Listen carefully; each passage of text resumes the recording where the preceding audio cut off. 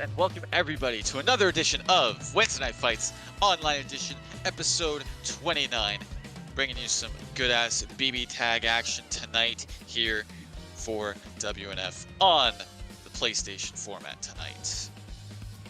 We got a very stacked bracket, got some very exciting competition coming your way, but of course before that, the introductions have to be made. Up first, there's yours truly, myself, TO bracket runner and host for tonight's WNF BBTAG bracket, Master Cheap, and with me on the mic here in the commentator's booth are two regulars here for WNF commentary from even before the rollback era began.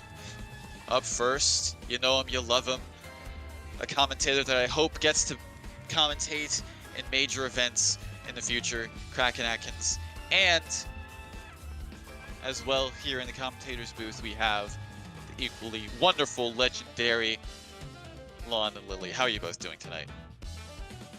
Hey, what's going on, chat room? What's up? What's good? It's Kraken. My name is Kraken Atkins. I'm doing good. There's a lot of stuff on the way. I mean, as you said, major events in a couple of weeks.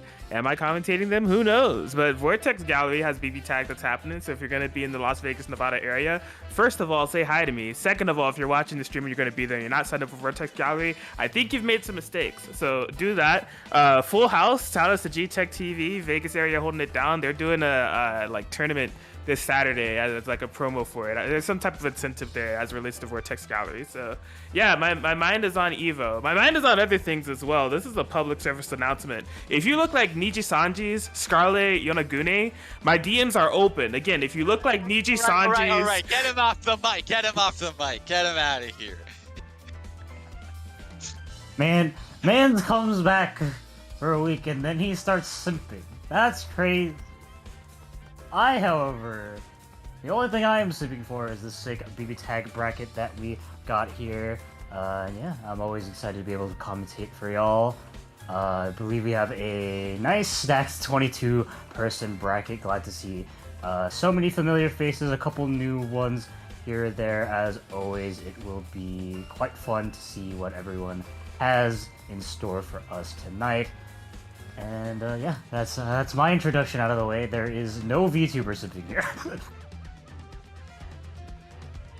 Absolutely, 20 plus participants ready to go. Returning faces, new faces. I'm here for it, man. Let's play some BB tag here on the PS4. We got Jay Gotchabeezy and Sanaito coming up. Sanaito, that's Zonebreaker's family, if I'm not mistaken. If I am mistaken, I deeply apologize. But yeah. It's cool to see them at a WNF bracket. The power of rollback, baby. Going against Jay Gotchabeezy, I think just recently coming back to the San Diego Easy. So Ruby Hyde versus Mai Yumi is on deck. I'm here for it. A coast-to-coast battle.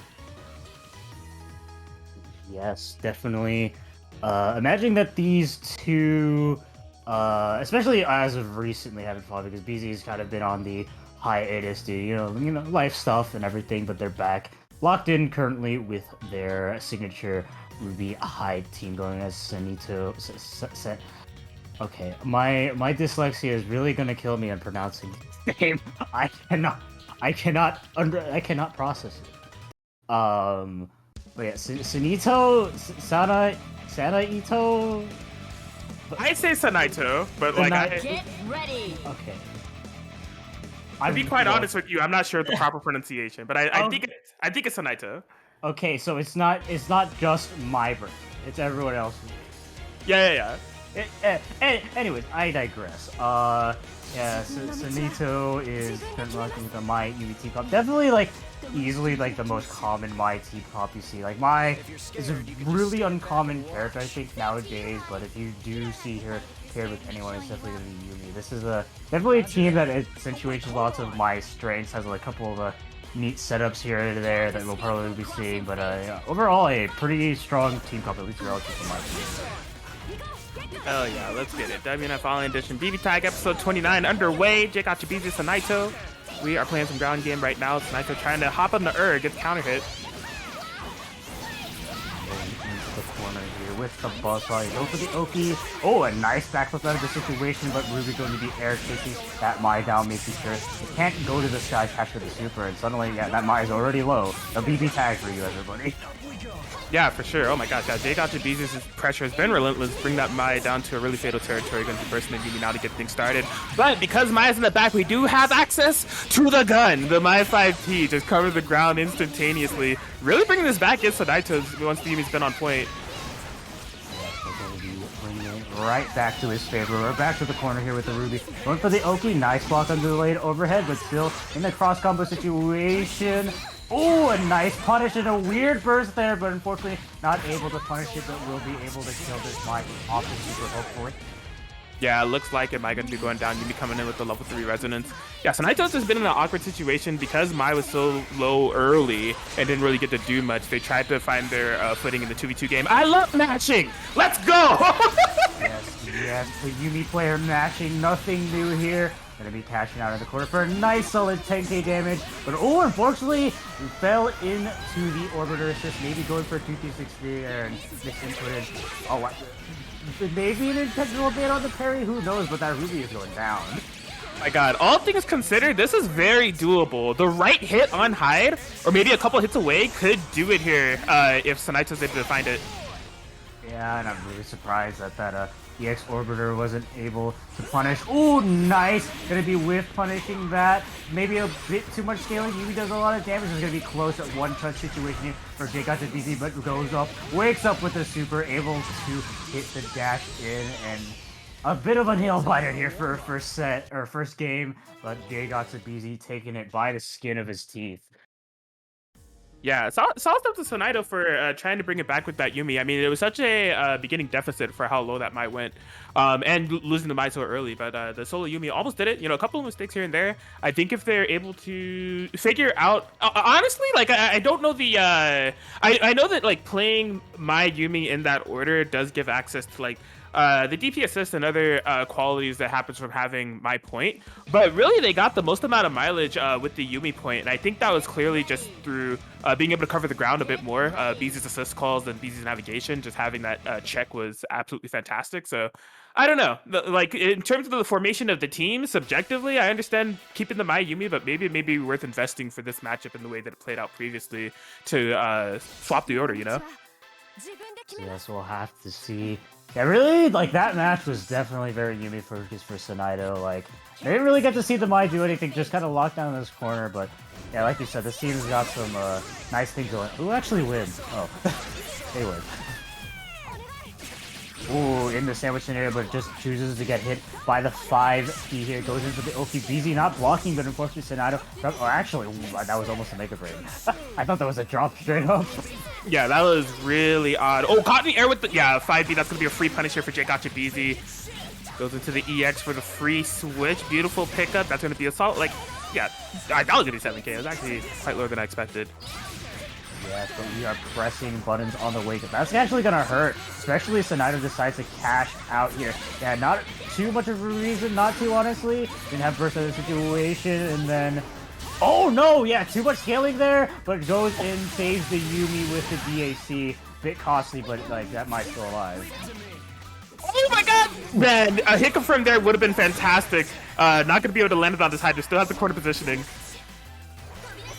Just trying to space out here with these 5Ps. Yeah, just going to be DPing straight out of the scenario. Goes in, tries to hit the orbiters, but doesn't quite work out here. But a nice whip punish on that 2B with the 5P. Ooh, even with the conversion to, I don't necessarily think there's going to be a kill, though.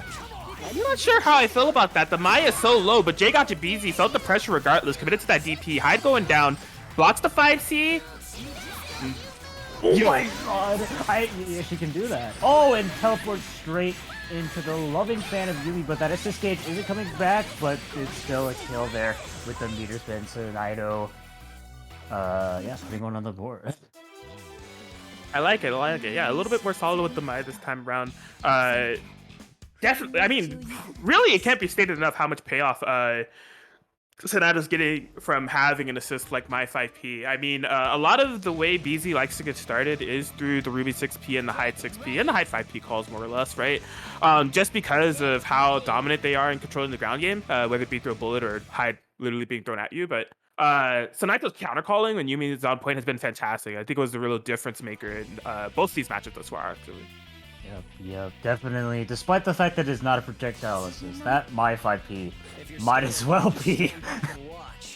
Yeah, just so fast, covers so much of the screen, really keeps your opponent in check. So, see how BZ adapts around this. I think a real significant factor of the previous match was also his defense, not quite being there for some of the more offensive situations that Naito was able to set up. So, and we are air stall here. That was an interaction, to say the least. Indeed, yeah, cross gauge from both sides gone. Really just having a little bit of an assist war here, but just can't make sense of the chaos quite yet. Push out of the situation, goes in for the nice kick grab setup. Oh, trying to do the conversion there, but unfortunately missing out. Oh, very nice. Actually able to snipe out the 6P in time, just preventing that DP assist setup from happening at all. Still not going to be a dead Mai. I try to air chase him out, but a very good counter call to the 4P. Probably going to be causing the cross but yeah, just to get in the union. Okay, yeah, has the corner position here, goes for the safe jump off the JA. Gets opened up by a straight low. Is BZ going to be opting to bring in the hide as soon as possible, but the pressure does not end.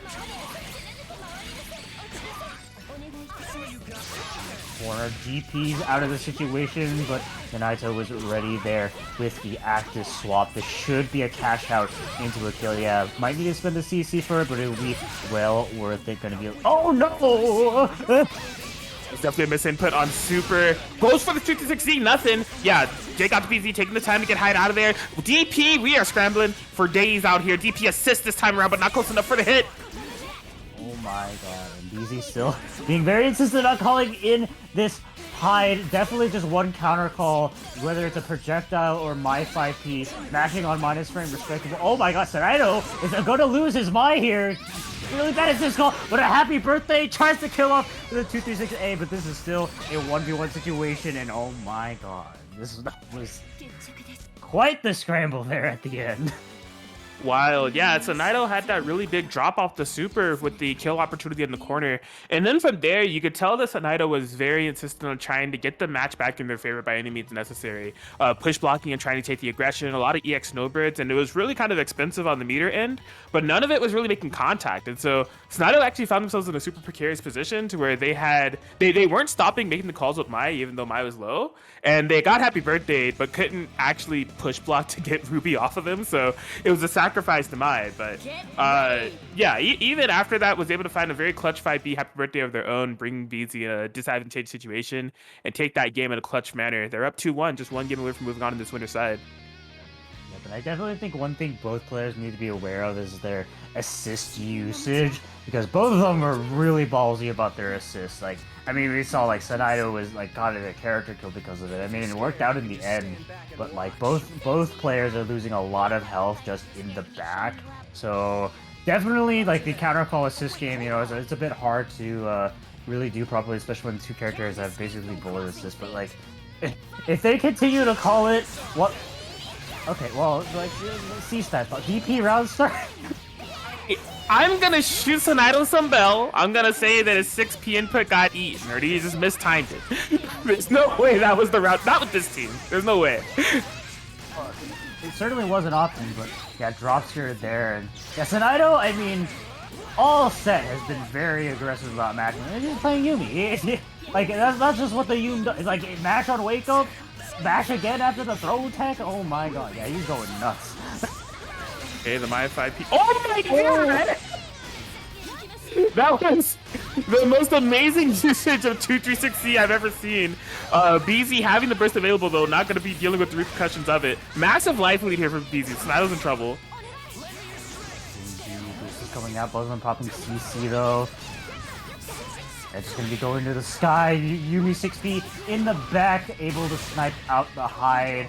Even if those health totals, but BZ definitely still has a significant advantage here.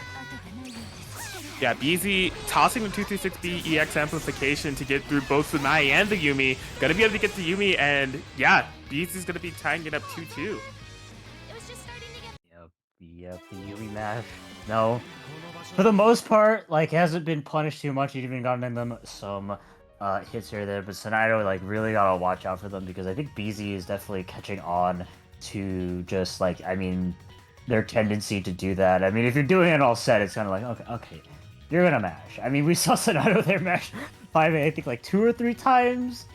Like while minus, it's just like damn, they go nuts and they definitely are getting quite called out for it. The assist calls have been there just to kind of like safely pressure Sonato from a safe distance, and it's been like very hard for them to get their Abari going. So yeah, we'll see. I mean, like these games have been going lightning fast. Like there's a lot of just decisions being made at every second of it, and like maybe there's just like a bit of panic here or there, or just like something like that. But yeah. Defensively, I mean, they gotta watch out, to say the least.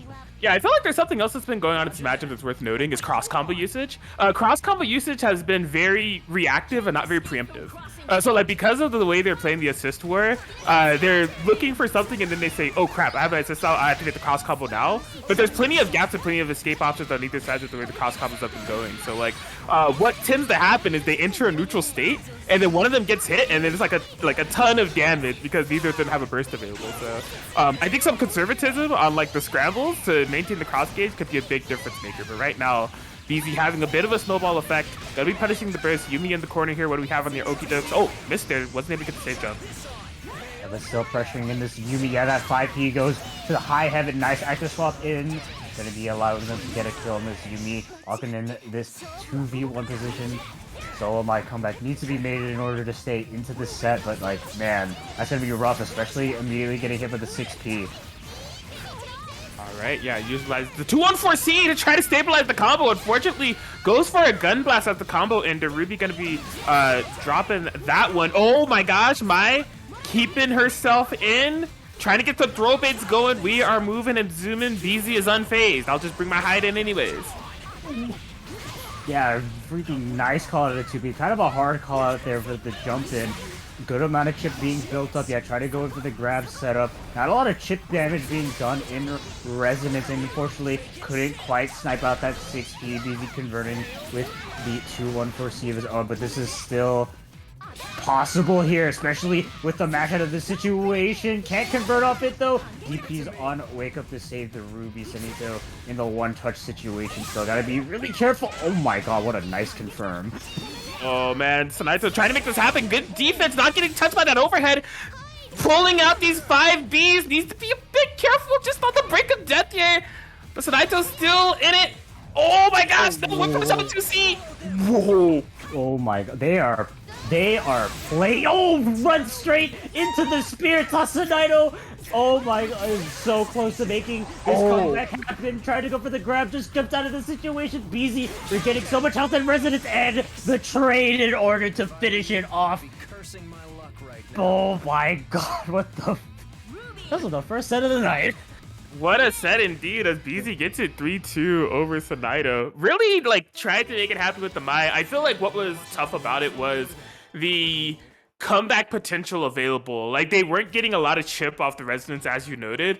And although they found some hits, there's definitely a little bit more meat on the bone that I feel like Sanito could have cleaned up. Like, that 2B counter hit call was massive, and I feel like that definitely could have been a kill on Ruby. They didn't get a pickup off the air 2-1-4A, which I think came back to bite them a bit. But in terms of just overall mind presence, they stayed, like, mentally there completely and almost made that comeback. That was a round of applause on both ends. Yeah, definitely excellent work by both players, but unfortunately there shall only be one winner here. But BZ moving on. Who is he fighting? To fight New York Dante Thomas.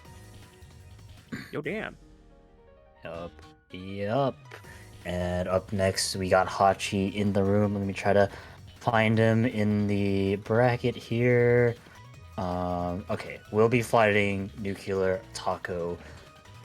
Yeah, this is I don't know how I feel about this. This is definitely something I haven't ever actually seen before. Nuclear Taco, before like the Age of Roll, I kind of just hung around the Big 8, kind of what is it called? These are called tournaments. Did you guys know these are called tournaments? God, English is hard.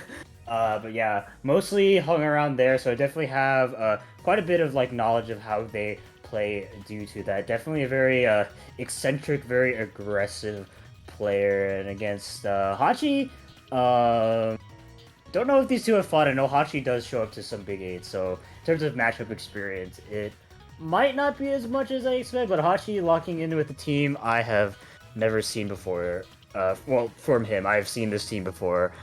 You Gord.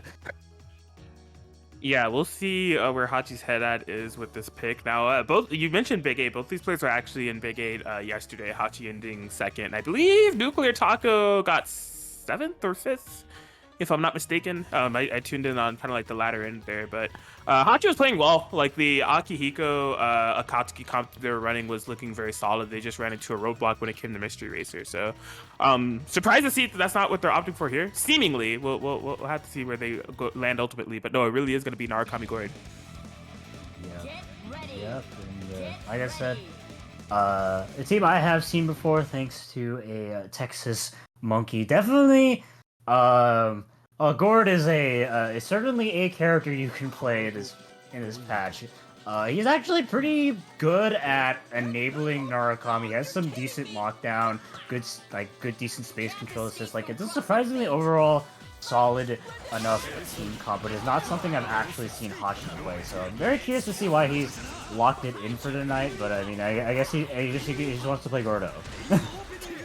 We'll have to see. Yeah, so far, that cross-combo activation, really getting nothing for it and hit instantly thereafter is going to be all unburstable. What will Nuclear Taco do with this? Getting some Okidos, clean pressure. Tries to bait the burst at the very last second, but keeping the pressure going. Hachi finally filling it, letting that Gordo rock.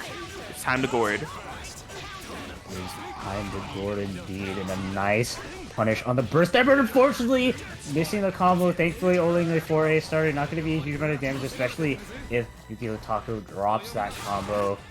Bruh, wow, he really mashed there. I guess, to be fair, Gordo is not a super threatening. Did he try to steal the home there? Yeah, it was a very interesting tech. Are you kidding?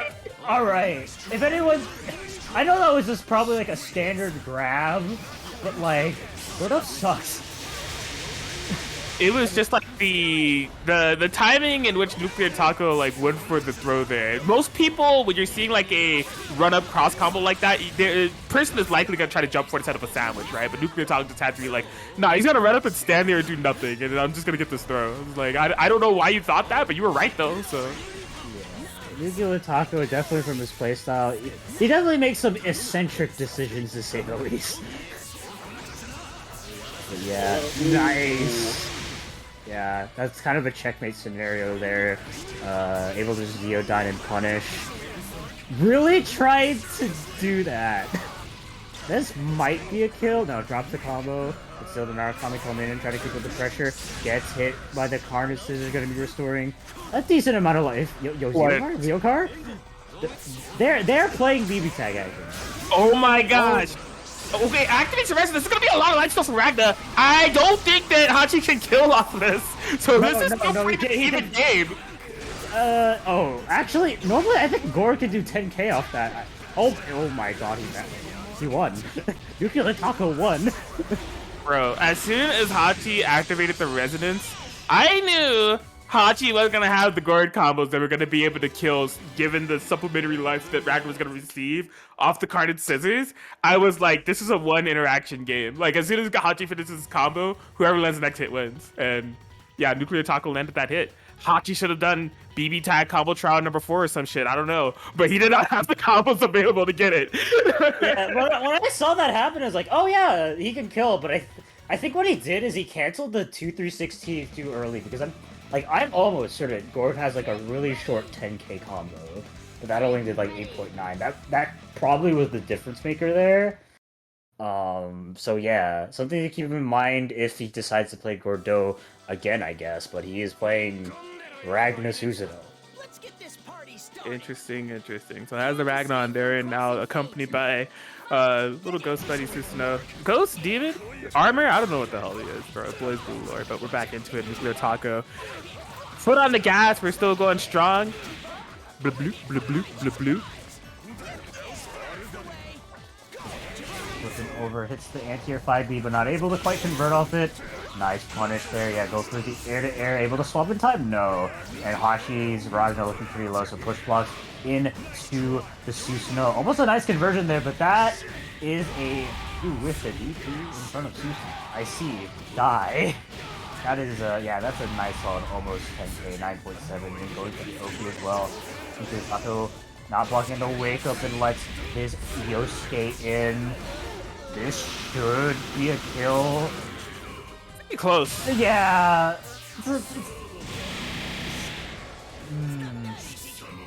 Yeah, there was like a little bit more damage Hachi could have squeezed out there for sure, but I mean, you know, blocks them in the Gauntlet Hades.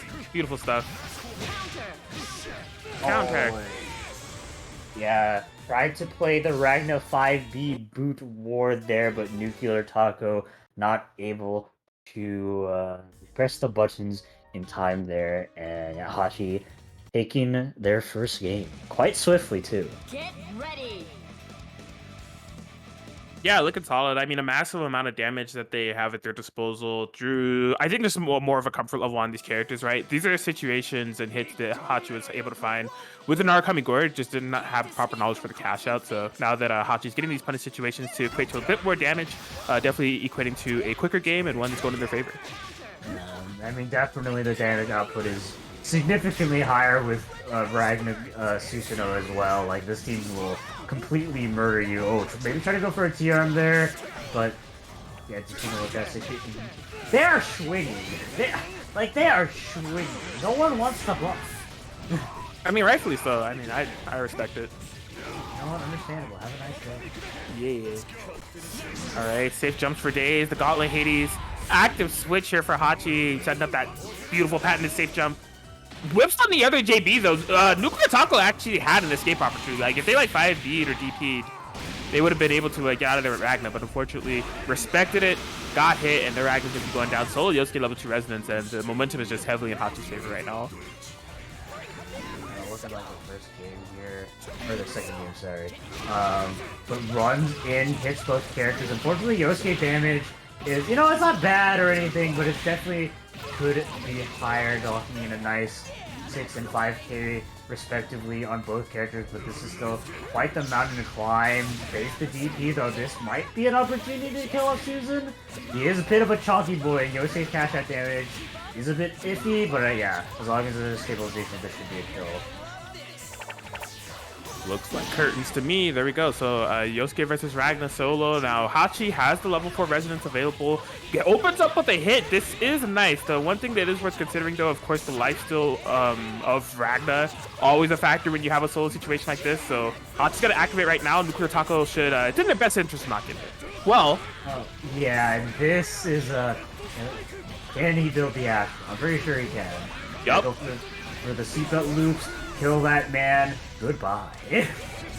Solid stuff. Yeah, the thing that was on my mind was the lifesteal. I hadn't even factored in the potential for an Astral, but yeah, that's a win condition too, as Hachi has the combo there, able to do it, and are we at 2-1? 2-1 Hachi area. Got it. These games have been going so fast. I don't know if there has been 2, 3, or 17 games being played. Like, it's hard. I understand. For real.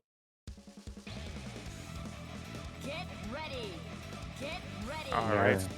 Yeah, this Ragnar Susanoo pick definitely working out here for Hachi this far. Just one game away from being able to get it going. I think for Nuclear Taco, there is just I don't know. I feel like they're kind of just getting outclassed in the neutral a bit. Like they are able to find some hits here and there, but their snowball factor is not really there. Like in terms of the Oki that they've been able to set up, they're not really able to lead into killing a character as well as Hachi has been able to. Yeah, absolutely. I mean, like I said earlier, the damage difference with the team is kind of insane, despite there being, you know, one of the same character. Oh, unfortunately, Hachi running straight in, but going to be baiting that DP afterwards. This is a very nice chunk of damage. Probably going to be putting Ragnar into the one-touch zone. Hachi still has burst. Oh, but drops the combo. Yeah, just going to be playing passively. Really wants to get in this Susanoo to get something going. And yeah, just gonna be getting a raw 5-8 with here and speed and soul combos. Alright, I'm loving it. Very passive on the meter too, so like really if they're able to make Hachi make any mistakes, any bad bursts, any DPs, anything like that, good damage could be coming here. Beautiful defense there from Whoa! There's the phone. Yeah, I mean, look, he's got so much health to play. Even, you know what? He was like, bet, Susanoo punishing me? That's cringe. I will simply steal the phone. But yeah, I mean, like, off that was such a huge chunk of damage here. Nice block on the cross-up here, but I mean, this Yosuke's moving and grooving around, able to dodge the burst as well. Yeah, Nuclear Taco finally getting that momentum that he so desperately needed in the past games and tries to go for the TRM there and not working out. Nuclear Taco, despite losing 2 games in a row, was really feeling himself this game.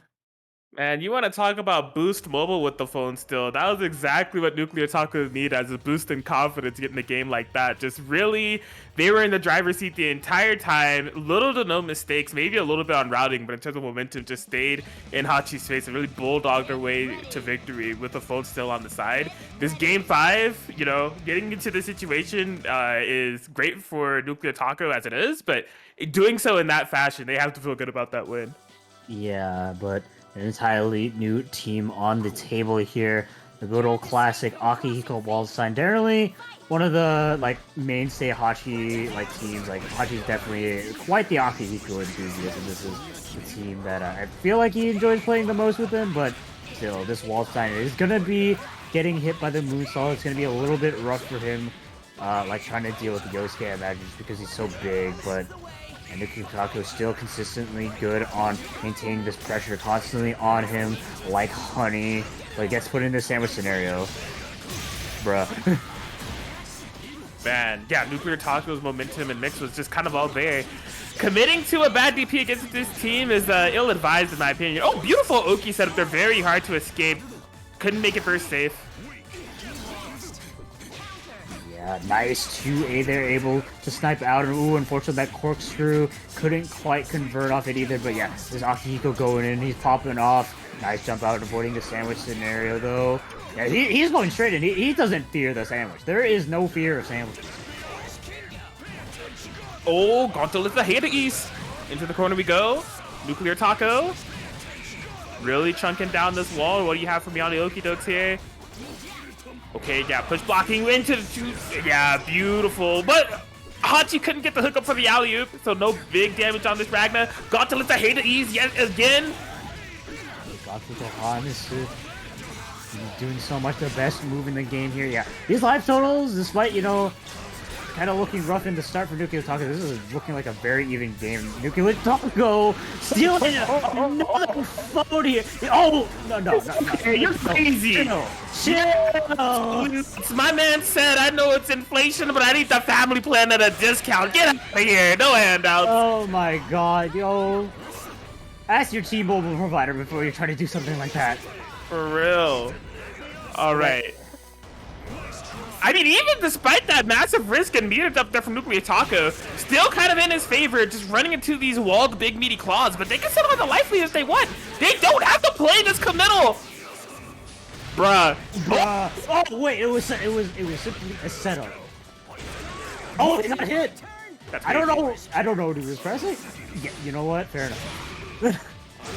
Man, that is gonna do it. The Hachi 3-2 victory over Nuclear Taco in what I want to call a very unfortunate fashion. Like, Nuclear Taco, I mean, he was wilding out. He went for the double phone still. I respect it. But, like, if he just, you know, realized how advantageous of a situation he was there with the life lead on the Ragna Yosuke and just played it slow, waited to see how Hachi was going to commit, I think they could have gotten a lot of mileage out that matchup. They really kind of threw it away by going so constantly on the aggression.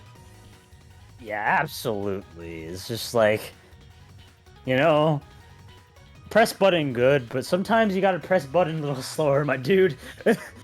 It's like, yeah, just a bit too many risks, unnecessarily risk-taking. Definitely could have chilled, especially with Waldstein Point. Like, his mobility isn't that good. You can kind of react to everything he's doing. You don't need to really go in against him, and you always have, like, Cardis's in the back in case you can sniff something out, too, or just react with the punish, because Hachi's neutral was just, like, 236A plus 6P. 236A plus 6P. And I feel like if Nuclear Taco really caught onto that, instead of, like, trying to start his aggression again so furiously, like, he could have easily taken that game. Yeah, that's big facts, big facts. Well, unfortunately, you know, Nuclear Taco couldn't get the hookup on the family plan, but it's all good. I have a hookup for Nuclear Taco and everybody that's watching right now.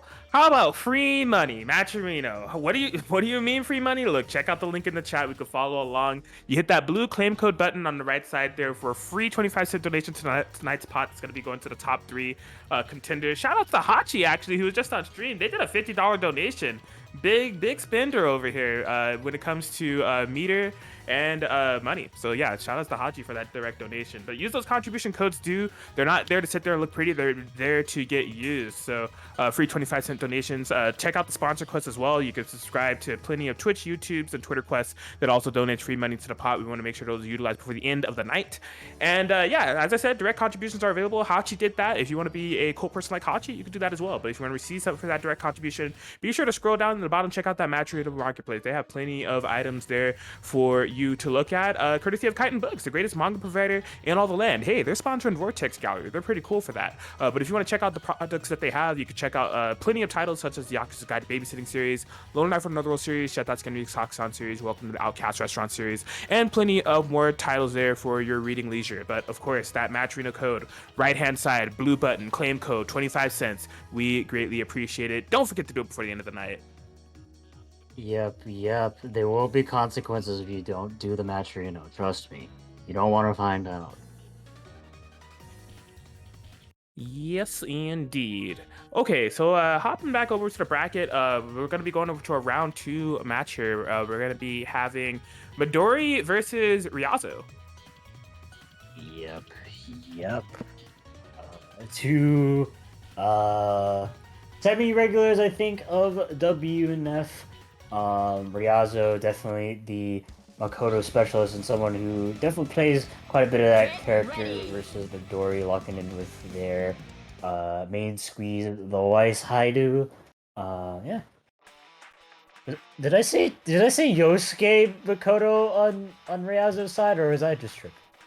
Well, I'm seeing a black screen right now. I too am seeing a black screen. I'm not sure what's going on. Every single tournament I commentate, it's cursed. Beautiful. So I heard you guys on PC Tag last week were like we're relatively fine. Is it true? Am I actually cursed? Yo, they're both not in the lobby. Yo, that's crazy. Damn. Yo, they got Dano snapped. There's Dano snapped and erased half of the BBTAG population. And I mean, unfortunately, Midori and Ryazo were a part of that. The WNF crew is still here, so I mean. Yeah, you know. God, can I please commentate a tournament without it being cursed? Like, it's just like, this man. I don't want to have this happen with people. It happens every single time. It's gonna keep happening. So long as people are playing BBTAG, this will always be the case. Yep.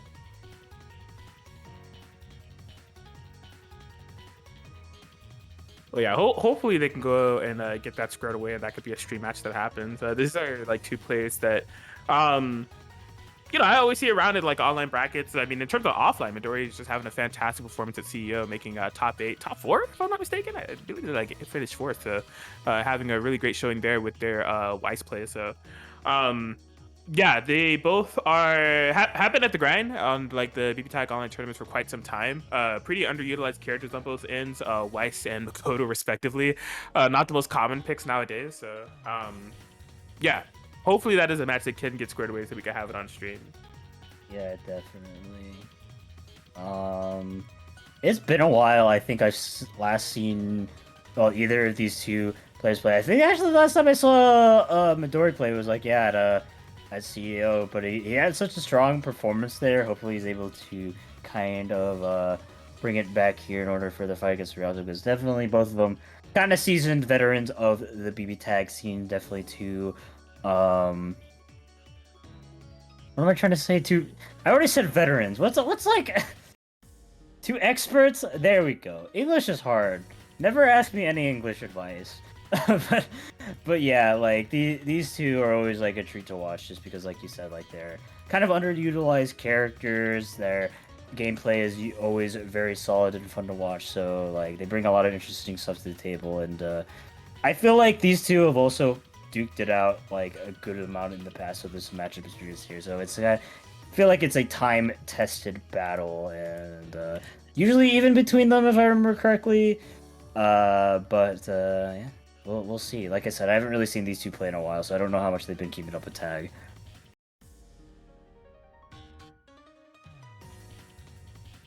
Absolutely. Hey, Lon, what's the past tense version of have? Had Okay, what is the plural version of this? these. What is the plural version of nut? Peanut butter. All right, you'll get away this time. You'll get away this time. You said don't ask him for English advice. I did, and not only was he ready with the English advice, he's also keen. That's crazy. I couldn't get him. He's too good. Yeah. Unfortunately. Really? Did you really try to do that? Bro, it almost worked. Oh my god. You're a menace. Low-key. Look cheap. I won't say anything. Lon's known me for too long. I don't know how he caught that.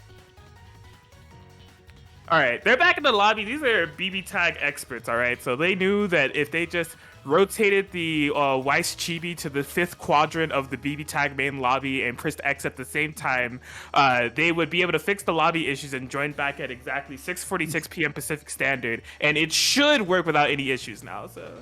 What are we doing here? Summoning a demon lord in order to make BB tag work? I mean, if it's Exodia, that's a guaranteed win, so why not? Get ready. That's true. I think we're here. I think we're going to be gaming. I think everything is going to be all right. Right? We in there. Yeah, See? okay. Yeah. Let us both fight. Oh, Pura Nico's colors? All right, I'm cheering for Mito. I don't give a damn. What the frick? Sorry, commentator bias. That's the GOAT right there. What am I saying? Look. Why are you so excited? Understandable. Have a nice day. Can't escape the I have no bias.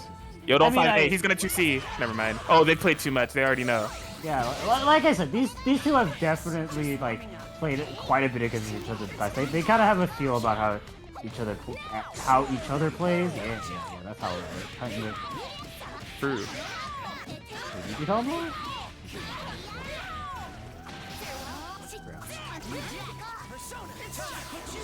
All right, yeah, forced him to the corner. Yeah, I was trying to bait out any type of counter poke there from Mito. Mito just extremely patient, blocking throughout this cross combo. Even blocks the cross up. That was an amazing defensive sequence and a turnaround of momentum. Tries to get the force sandwich, unfortunately, not quite making that potent enough. So Yosuke able to escape back to a neutral situation.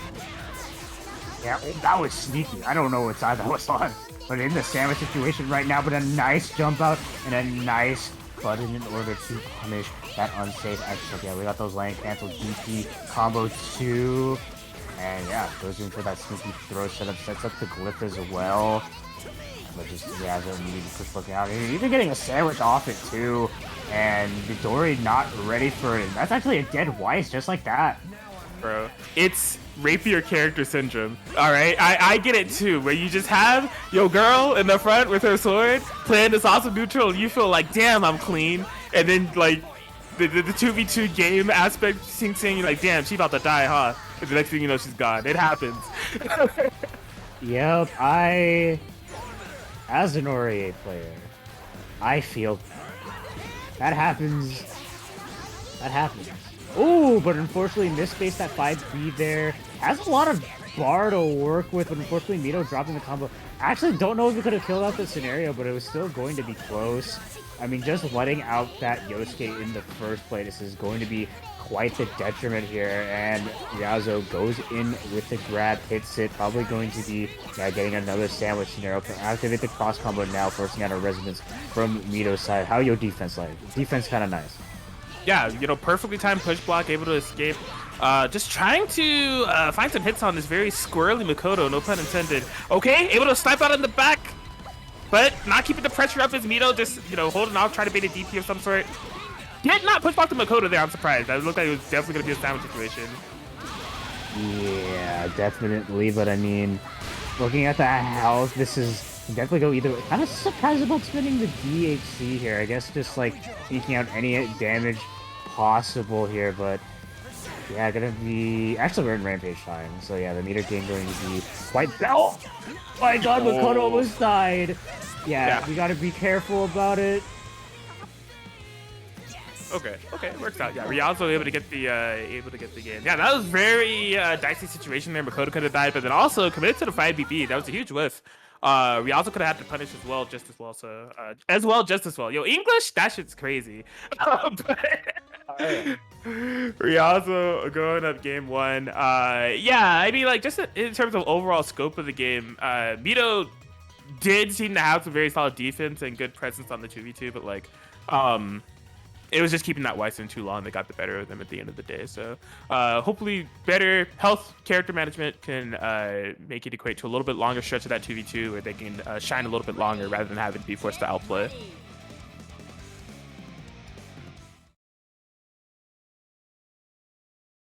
Yes. Let's see how We must work together to win this battle. That game definitely kind of down to the wire there. There's actually been a surprising amount of games going to Rampage time tonight. 5A2C, make it happen. I want to bring it to... They did the same exact route step from game 1. I want to bring it to fruition. I want to see Makoto duck under Wise 5A. It has to happen at least once.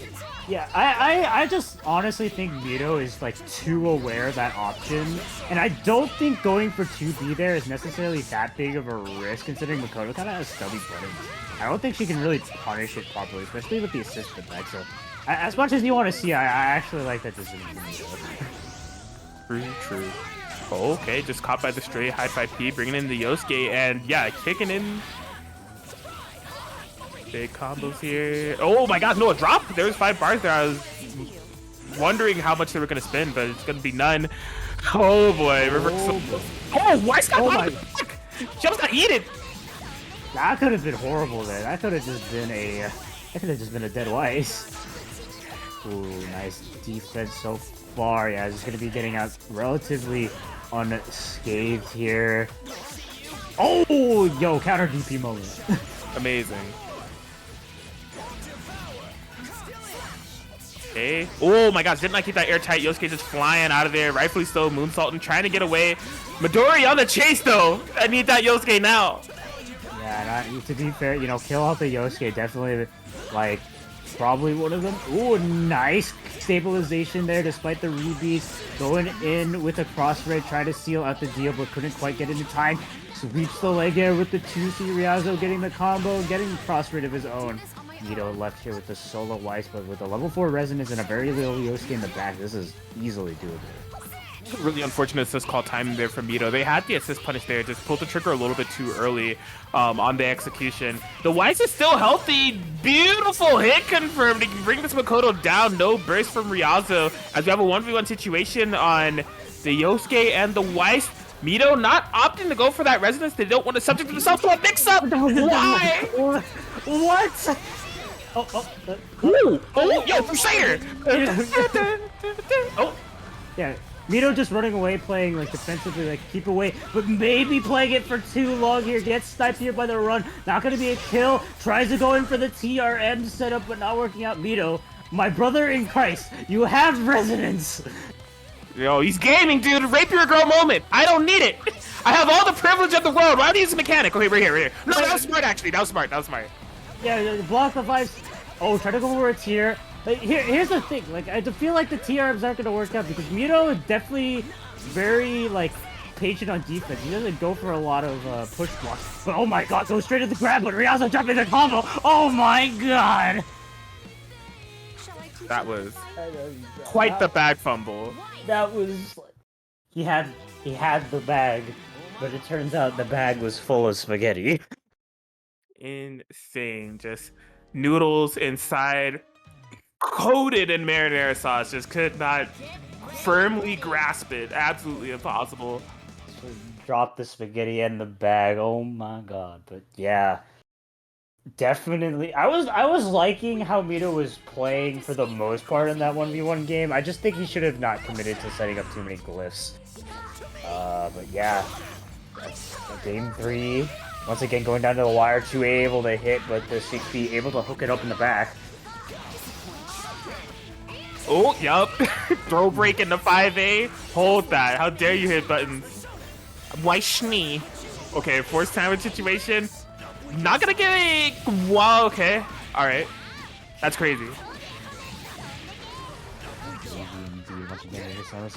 Kind of surprised that it hasn't been an active swap yet. I'm guessing Ryauzo just conditioning Mito to be like, hey, no active swap. And then he'll active swap. Simple plan. Okay. Oh my gosh. Yo, beautiful air airs. 4 bars on. Doesn't go for the pickup. I'm surprised.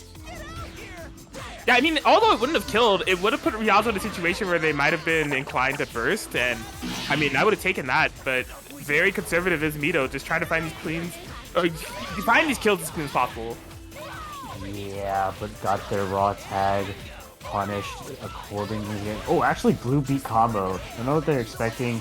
Ryauzo setting up another sandwich. DP's out of this situation. Hopefully, Ryauzo doesn't fumble this bag because this is going to be quite the pivotal kill on Weiss. Or he needs some Yosuke combos. How many throw techs have been in the set? Somebody do a throw beat or something. I know. Like there's been like at least like 10 throw techs in this game alone. Amazing. We're playing the BB tag. God, y'all playing too much damn DNF duel. What the hell? Run up and jump. Yeah, I'll just check him. I'm noticing Ryauzo's going for a lot of TRM calls. It's just not working, and like frankly, like against Midori, I probably wouldn't even bother. Most of the time, he doesn't like go for push blocks. And when he does, it's usually like to push block and assist, not just to push block some like pressure strings. Like he's usually pretty confident about blocking those, and Ryauzo is very insistent on going for them. And like I'm not entirely sure why. Maybe he's really trying to fish, but there's been a couple scenarios, and there has been a scenario where he has gotten punished for like trying it too much. Yeah, well, I mean, they're gonna be swapping over to the Yumi. A lot of those tick throw or TRM checks were led by the Yosuke, so now a completely different pacing here. Has access to one Ice Gal. Yes. Ooh, surprisingly not able to punish it, but a nice 5P there, able to actually go through the invul 2C. Interesting enough, yeah, land cancel combos into the corner. Ooh, but doesn't bait that DP. Let it rip, force sandwich situation. Good defense from Mito thus far. It's still going though. Beautiful burst timing. Yeah, getting out relatively scot-free. A nice jump over the 6B2. Mito's definitely just trying to run away, preventing, you know, Ryauzo from getting set up, but a nice EX bend sinister able to seal the deal. Don't think this is quite a... Oh, you know what? Prove me wrong. Just enough to do it. Solo Yumi just clipped by 2 A's, 2 C's. Imagine that. Low sets up the glyph and a nice punish, or with DP punish there. English has always been hard. Oh, actually try to go for the TR there too. God, the bait was so sick. I wish the combo was there with it. Oh, okay, did you commit with hide? You did. Our good call there from Ryauzo. Oh my gosh, she's beginning the Yum. Definitely Yumi, bruh. Bruh. Yumi from the game Senran Kagura. What? He must have done that preemptively. I don't believe he did that on reaction. It had to be. Oh my gosh. Oh my god. Mito. The bait, I guess? Son. This 5 characters should have died, and there are only 4 in game right now. Please. Oh my gosh, the mind games! He looked like he was gonna do the throw bait, but this time, I'm still choosing rock. Mito! Got be able to get the 3-1 victory over Ryauzo in chaotic fashion. Man, I think he, like, the wokeness of setting up that Weiss glyph with the DP bait was so good that from there on, he couldn't get the train back on the tracks, was just moving and zooming all along, but still was able to get the set back into their favor. What a game! That was... So, both of y'all dropped your bags of spaghetti. All I'm saying. You're not wrong. Yeah, you know, accidents happen. It'd be like that at the end of the day. Moving on to fights. New York's Dante Thomas The one of the Revenant Dimension. Dang. Yeah, that'll definitely be quite the fun match to watch. But up next, looks like we'll be having the one and only True Care versus Chop Suey. I'm gonna be duking it out to see who gets into winners semifinal. Now, True Care currently locked in with Hazuma Hakumen, which is definitely a like kind of their pet favorite side team when they don't really want to play Neo. Yeah, it's definitely an interesting team comp. Despite the fact that like he's been playing it for quite a while now, I still don't know how this team really. It just kind of does, but you know, True Care makes it work. He's gotten some good dubs after it, but Chop Suey playing no games, no side teams here. Gonna be locked into with the classic Ezio Chie. Yeah, I was gonna paint a narrative of how this is a battle of two, specialists with their active mixed heavy gals, but no, it's Hakumen Hazama pick here for True Care, which I think is interesting. I mean, this is a top 8 qualifying set, and Chop Suey is definitely one of the best here that we have in North America. So, interesting to see what this side team brings to the table here against Chop Suey as we go into game 1. Yeah, and the one nice thing about this team is that Haz 6P can be nice for sniping out. Like, she and Ezio in the air, who, like, they're two very, like, characters that, like, really just, like, air movement. Like, I mean, see, yeah, yeet into the air, try to bait a burst there, baited the grab, but unfortunately just wasn't ready for anything. Yeah, there's gonna be a lot for Chop Suey to get started. Okay, checks out of the corner, able to get the throw bait, and just makes it DP safe for a very honest 3.5k. I was expecting Chie to get hit by the bomb. Oh my god! Oh my god, that was a conversion. Yes, That's indeed. Stuffing out Chie JC of all things. Did they both DP? I understand why Chop Suey DP. What? Oh my god. No grab? No, DP. Yeah, it was relatively safe option to go for it, so yeah, understandable different Chop Suey's end. Ooh, but a nice conversion here. Has 4 bars in. No cash out? Like, you should have cashed out so much earlier, my dude. I was really surprised at the no cash out from True Care, but also the no burst from Chop Suey. Like, it was a really awkward situation for both ends. I think True Care forgot he had an air super. I legitimately think that's what happened. And I mean, now Haz is dead because of this. Could have definitely made this a 2v1 a lot earlier, but dear god. 5C. Amazing.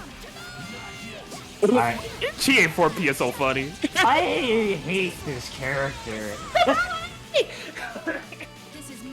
It's because the Tomoe has to be swinging for as long as she's yelling, so she really enunciates that A so that it's active forever. That's how frames work. Oh, is that how frames work? Chie, please shut up then. Have 0 frames on everything. Why do you think she goes Dragon Kick? She needs her to be active for that long, so she yells. I need her to be quiet.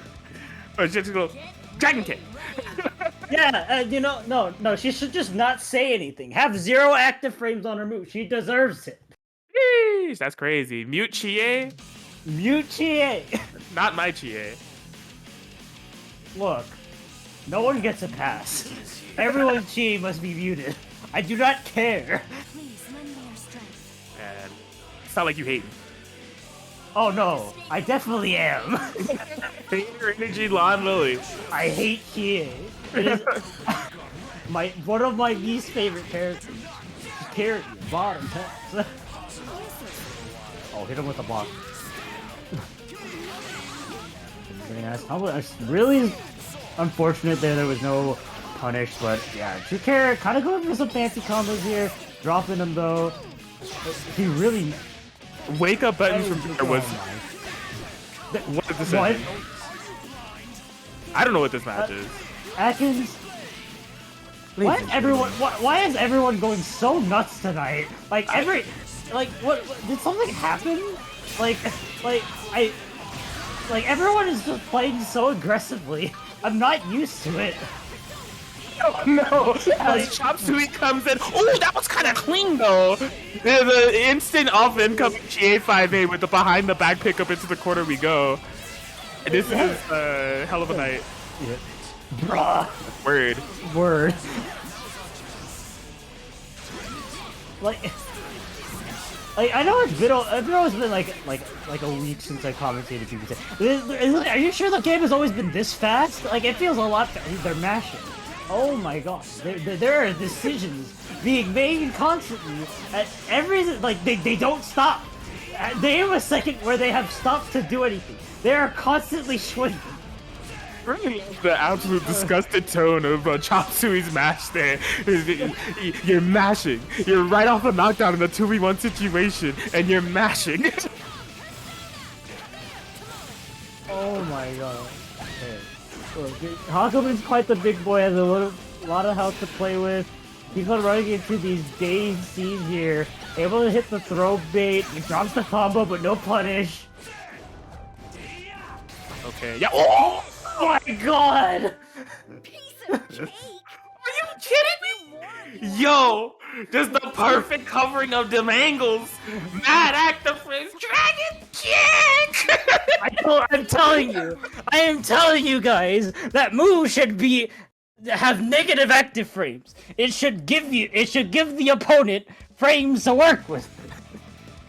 I mean, Lana's right. If she just simply shut up, that wouldn't have worked. Oh my gosh. What a comeback from Chop Suey. That solo Chia was actually, I know that there was a lot of scrambles. It was a really hard match to keep track of, just given the decision making on both ends. But all things considered, that was a very impressive solo Chia comeback from Chop Suey. It didn't require any power charges. A lot of the openings they got were actually pretty negligible, and he just kept winning neutral exchanges. Yeah. Really 236 rounds, you know, they're going wild today. Today is just the day to go nuts. But that was a very nice air conversion. Trying to burst out of the situation, maybe hoping that Haas would fall out there, but Chop Suey ready with the whip punish. I dropped the combo, going in. Oh, look, they keep on making decisions. If they don't stop. I'm with it. Yeah, I mean, look, yeah, hit it. I can't say words. You want me to say words? What's going on? That, you know? Easier said than done. Oh my gosh. Oh, the Hakumen J hit, whiffed punish, the throw attempt. Yeah, I would be so tilted playing this match. Maybe they are. Maybe that's why they're going so nuts. It could be. Literally on either end, I'd be extremely tilted. With the boy though, yeah, cash out in the super. I should be able to kill off this, yeah. Alright, True Care bringing it together. Solo Chie yet again. Trying to activate the cross combo to get things going. Has this pickup. No! Just barely whiffed the ender. Yeah, gonna be activating resonance off this. Alright, yeah, just putting a stop to it with the snake bite there. True Care getting the game on the board with Hakumen Zama. Yeah. Is this game 3? We're going to game 4. Actually, yeah. Chop Suey's up 2-1. Oh, look, it feels like 17 games have passed. It's going so quickly. I don't know what to say. This is a very scramble-heavy set with a lot of decisions being made at every constant moment. I can't pick into their brains. There's a bunch of mashes, a bar array. None of them are deciding to block for more than -5 seconds. They are not blocking. The blocking is overrated. Long have we awaited. I am mashing on you, and you gotta take it. Game 4. I'm actually surprised that. So now that we've noticed that it is 2-1, True Care has not made the swap, so they're committed to Hakumen and Zama for the remainder of this set. They have the game on the board, but needs 2 more in order to make it happen. Commit to the air DP with a happy birthday situation. No bar available, but this is still a ton of damage. Yeah. Once again, just trying to desperately get out, but True Care has been on top of them. The DP finally able to seal the deal, but the DP into the corner actually. Oh, another DP. Yo, don't block. Is that gonna convert? No, it's gonna be going down. What is this? That only did 6.2k. It should have done more. there was gonna be a power charge injury there, that would have been definitely clip worthy. That was looking insane. Yeah, but the nice call into the push block here. Oh, didn't actually get an counter in time. Hakumen can cancel that move into a counter, but unfortunately didn't get it. Why did that convert? Yo, this character is so sick. We going around the world, baby. Hey, No. Izzy 6P hooks it up, messed up the timing on the massive amount of hit stun. Gonna be able to snipe out. Yo, do we have a kill for this one? Bop, bop, bop. Beautiful. Chop Suey putting out the N1 mixtape with some of those combo conversions, but gonna be able to take the set 3-1 over True K. Wild set. Had me on the edge of my seat the entire time for multiple reasons, but it was Chop Suey that was able to bring it all together. Victory over True Care. Y'all are wild in the night. Like just straight up dead ass. Like I don't know. Like there's something in the water. Something happened while it was gone. Y'all are nuts. Yeah, I can't really tell you what's been going on to cause this. I mean, something we do know. So, Chop Suey 3-1 victory over True Care. They are moving into top 8. They're qualified for winner's side top 8. They're actually going to be fighting against Haterade 24. They got the 3-2 victory over Mystery Racer 21. So those are 2 players that we know will be in our top 8. We're going to be deducing some more. So it looks like we're going to be hopping over to the top side of the bracket between YoFave Scrub and Yusuro 7. Yep. Gonna be the one and only our favorite Scrub versus the Yosuro 7. And yeah, YoFave Scrub locking in the Carmine Hakumen. Definitely feel like a very solid pick against Narukami Adachi. A lot of like good space control with Carmine, really able to snipe on Adachi stuff, and I mean Carmine in general being a strong character. And combined with Hakumen, mostly just there to like also like pressure through their pretty long range, mid range normals, as well as having access to full charge Shimpu setups. Very much a team that Scrub has been loving playing since like forever now. Definitely one of their primary side teams. Maybe not opting to go for the regular movie just for practice, because that's also like a team I think does relatively well against Narukami Adachi, just as of advent of having Ruby on it. But Yosuro, kind of an Adachi Narukami loyalist. I know in the past they played around with a couple teams, but for the most part, when showing up to tournaments, always locking in with it. And yeah, I mean, if you're gonna be strong with one team, might as well be with probably one of the strongest team in the game. You know? Word up. Word up, word up. Now, I think that something that's significant about this match between Yusuro and like YoFave Scrub, like, it's really hard to call a player like YoFave Scrub a bracket demon, right? Because I mean, it's just like, this is one of the best, if not the best player that we have in North America for like BB tags. But funny enough, like I feel like any tournament that I've seen Yusuro and YoFave Scrub in, they play and it goes in Scrub's favor. So like for them specifically, I'd almost be willing to call Scrub a bracket demon for Yusuro, just because of how often they meet up and how often it's been going in Scrub's favor. But it'd be a tough round to climb. This is a very high echelon of player. Yeah, I mean, Scrub's definitely a bracket demon. It's just he's everyone's demon. Right, yeah. Very, very rare to see him like outside of at least top 3. Oh, he might be freaking dead, good sir. What is this combo? It looks so sick. It's already done 10k before any significant amount of meter has been built or spent, excuse me, tagging into the Hakumen. There's gonna be a ton of... What? That was a 16k TOD. For one mistake. Yeah, that's a perfect showcase of like one of the many strengths that this team has. Like, when you do damage, you will die. They will die. It's all because he buffered in a jump for his DP input in a game that has one button DPs. Unfortunate. One button DP. Oh, I have a macro, but yeah, you're right. Well, the macros is like pressing 2 buttons at the same time. It's true. It's true. I forgot that was the case. Well, anyways, 5C baby. Yeah, I mean that was a good game. Yeah, I mean it was all really a matter of Yusuro's like extremely awful mistake on that air DP misinput, right? Like, they had good momentum and pacing and even positioning in the corner there before that mistake, but once that happened, like, all momentum was just completely tossed out of the window and thunderstormed on as Scrub just, casually did a 16k punish, no biggie. No biggie at all. Yeah, I mean, Yosuro, definitely a partier, like, definitely willing to make some ballsy decisions on defense, on offense, no matter what. Go 5C cross up.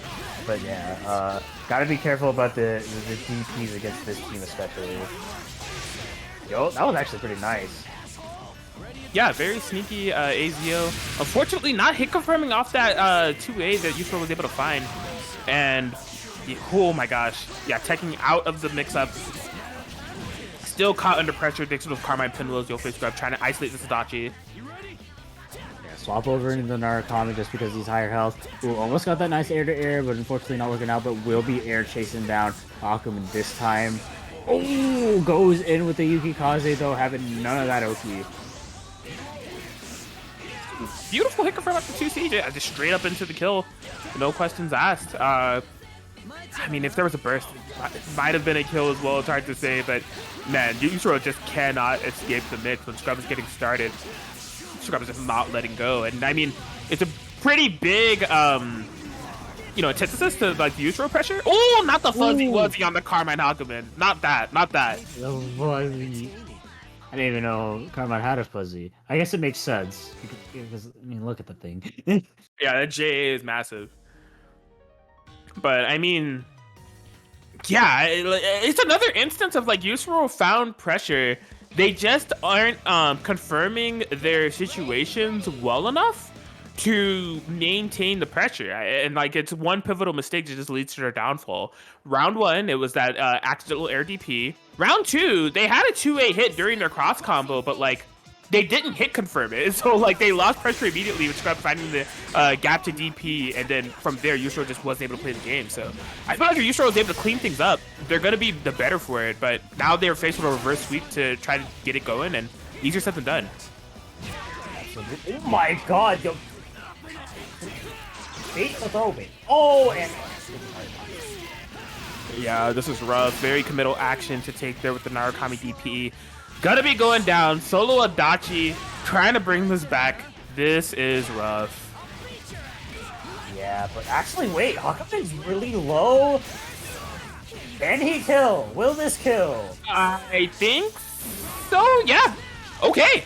That was like exactly the type of hit and interaction that he needed. Oh, and this is just a cherry on top. The Carbine commit to the DP. Oh, but not a big enough punish, but it's okay. Gets the anti-air anyways. Yusuro piling up the damage. It's the 5C forcing a resonance pop out from Yo face Scrub. And whip punishes the 2B though. Oh, but drops the combo, but goes in with the anti-air 2C. Man, you got some options here apparently with Carmine. Yeah, he's really optimizing this combo. Doesn't cash out all of the meter yet, but this is definitely a one-touch situation with the Yosuro. And all this chip damage too baits out the super as well. A good attempt there from Yosuro. Almost made that solo Dashi comeback happen, but just couldn't quite seal out the deal. And that's a 3-0 victory for our favorite Scrub. Yeah, solid just consistency and just keeping the pressure on Yusuro playstyle from Scrub. Yusuro had the outplay available in my opinion. Like they were on point with the calls that they were getting. Just unfortunate fold at the end there with the commit to the super. It's a hard, position to be in. I completely understand. So but yeah, Scrub with that Carmine Hakuman with seemingly some very refined routes for punishes and stuff. Gonna be cashed in that ticket for winner side top 8.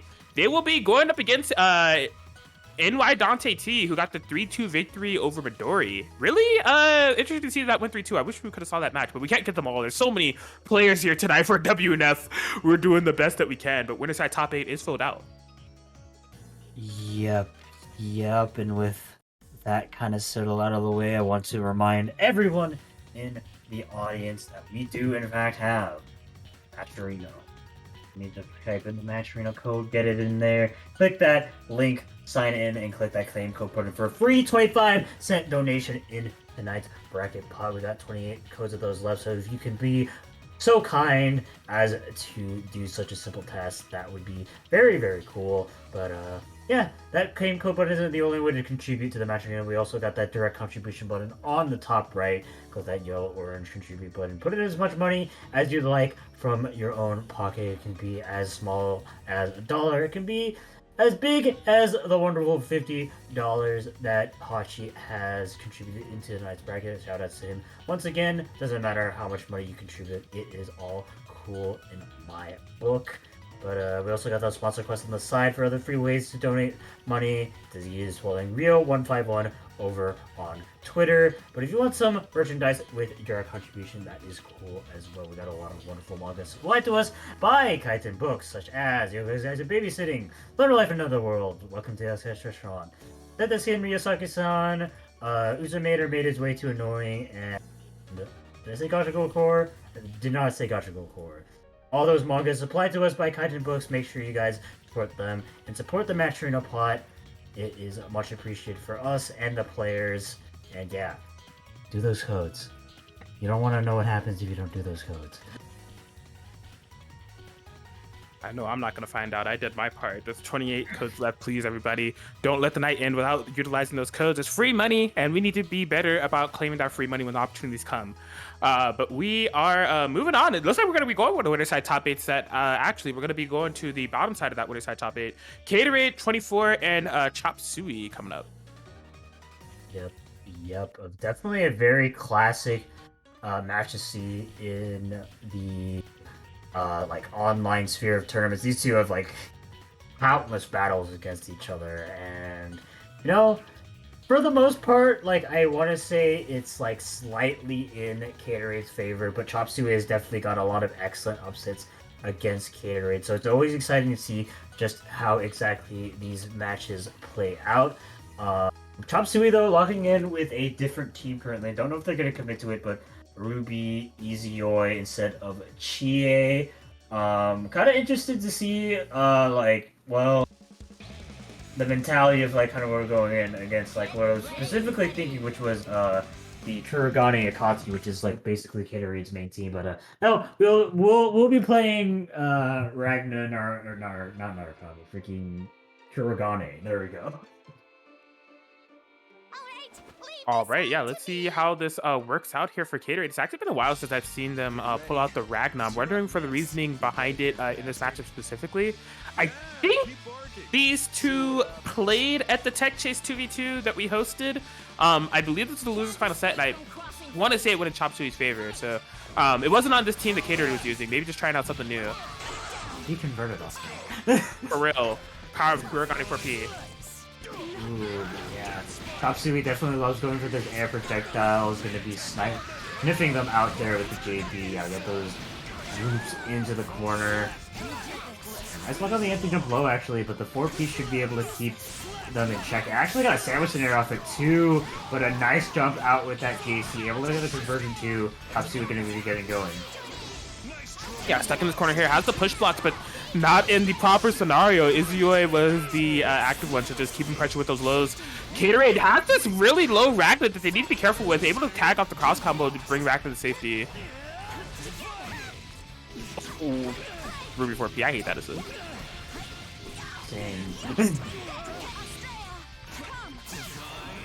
Ooh, Divine Master straight out, but doesn't get the punish. Wow. No way. Oh, no way. No way. No way. Okay, she's not dead, but like, that was too sick. What the frick? I would be so mad. Yo, I think that us as a community should come together and have a very deep intellectual conversation about Kurogane 4P and why it's legal. I don't think it should be legal. Oh, you should have worked Yeah. Also, I agree. What the frick is Kurogane 4P? What is this game? BB tag, apparently. That was an unfortunate drop there for Caterade. That was going to be a kill. You could tell that he just wanted the maximum life steal and just misjudged the vertical spacing. Yeah, should have definitely played it safe, but I mean, Gatorade on his character, the Kurogane, but runs straight into the easy overhead there. Might be a one-touch depending on what hit exactly, but does pop the Residence, but is stuck in the corner, expecting some highs, but just got met with some lows. Hey, yeah, trying to find any hit on this Ruby could do it, but oh yeah, just okay, not a big confirmation there for Chop Suey. Suey Buzzsaw gonna be able to do it as take game 1. That was like TK Buzzsaw. That's crazy. I don't know if they wanted that, but like good stabilization on it nonetheless. If that was an accident. Because I was imagining, I felt like that was probably like an air button. They just pressed it a little bit too early, but hey, look, it worked out. I guess so. Okay. Well, yeah. I mean, it's definitely I don't know. I feel like where that matchup went off the rails for Kato was definitely the missed kill on the character by doing the wrong super. But it has been pretty back and forth on momentum. I mean, a lot of Gatorade's wins has been dedicated to that very solid Kurogane 4P calls, and then always having the willingness to get the combo off. That has been a real big difference maker for this very air mobile team that Chop Suey's playing. But Chop Suey has had some very good calls, speaking of which, starting out with the happy birthday. But more so, I think when they're getting their pressure sequences going, getting a read on when Gatorade's going for those push block timings. Yeah. Ooh, very nice patience there, just waiting for Chop Suey to descend down with a teleport. This Ruby, despite only taking 2 hits, is already in the red. Unfortunately, dropping the combo. There's a lot of stuff going on here, but still baits the throw. Nice patience on Chop Suey's side, not going for the burst just to get and able to actually get a snipe out afterwards in order to convert and get in the corner here. And I feel like that was a misplay on Gatorade's end, because he definitely hit confirmed the Ragna assist, because he went for an option. But if he had committed to DP, I think that would have been the better play. It could have threatened killing Ruby. Yeah, maybe just being a bit too antsy there. Oh, yo, low crush? For real. Oh my god, look at the sound. No! What are you doing, baby girl? Oh god, yeah, and almost got the optimal 4P, not able to save the day, but the Ruby 4P able to save the day. Yeah, this is looking super even so far. In the sandwich, bait the DP. Oh yeah, that does not have any horizontal range here. 236cc in order to seal off the deal. Ruby left with a sliver of life. Okay, yeah, Gatorade now in a position where they may need to be a little bit more cautious about calling the Kurogane 4P, but we don't need to be cautious about throwing out these Ragna boots. So we're going to be tied up 1-1. Gatorade able to get the game. Now, I will say, the combo conversions, I mean, maybe it's just biased. This is Gatorade 24, guys. When I see this guy play a character, the combos are usually kind of clean, kind of nice. The Ragna, I think there's a little bit of a rest there that they need to shake off, because a lot of the conversions have been dropping, and just the overall awareness I'd expect from Gatorade hopping into a character isn't quite all there. But just in terms of overall composure and structure, it's enough for them to get a game. So it could only get better from here. Yeah, absolutely. I think we mentioned earlier, like, we have seen his Ragna play before, but it's been a while. Ragna combos, like, they're not like breaking your hands hard, but they definitely do require a lot of at least muscle memory to do. So like, yeah, definitely showcasing some rust there. Oh my god, it works! Wild. All right, yeah. Okay, you know what? He has the combo for it too. Me out of there. Oh no. So Kurogane barely was caught in that combo and then barely dropped out. Hitboxes. How do they work? Yeah, and Kurogane has a weird hitbox too, like for whatever reason. Rather about no burst here, honestly. Nice block on that cross up. Ooh. Yeah, they are swinging at each other. Yo, Mac after it too? Like, god. No fear absolutely at all from Chop Suey. Not even in his set, just at all. all tonight. Whoa, my gosh, yeah, I think she got crossed up. I think that Chop Suey wanted to go for Fireball, and Gatorade through the slash actually ended up on the other side of her. So Chop Suey got a very fatal misinput there. Yeah, not opting in to save with the Ruby either. And people are gonna be getting grabbed. I mean, it's Ruby. She can definitely do it, especially when the burst miss like that. But no punish, unfortunately. Nice tech on the throw. That could have been fatal. Oh god. Yeah. Ooh. Yeah, drops on these situations from both sides here. Tries to go for it. That very much so had the aura of Kurogane 4P, the way that he called it. Like,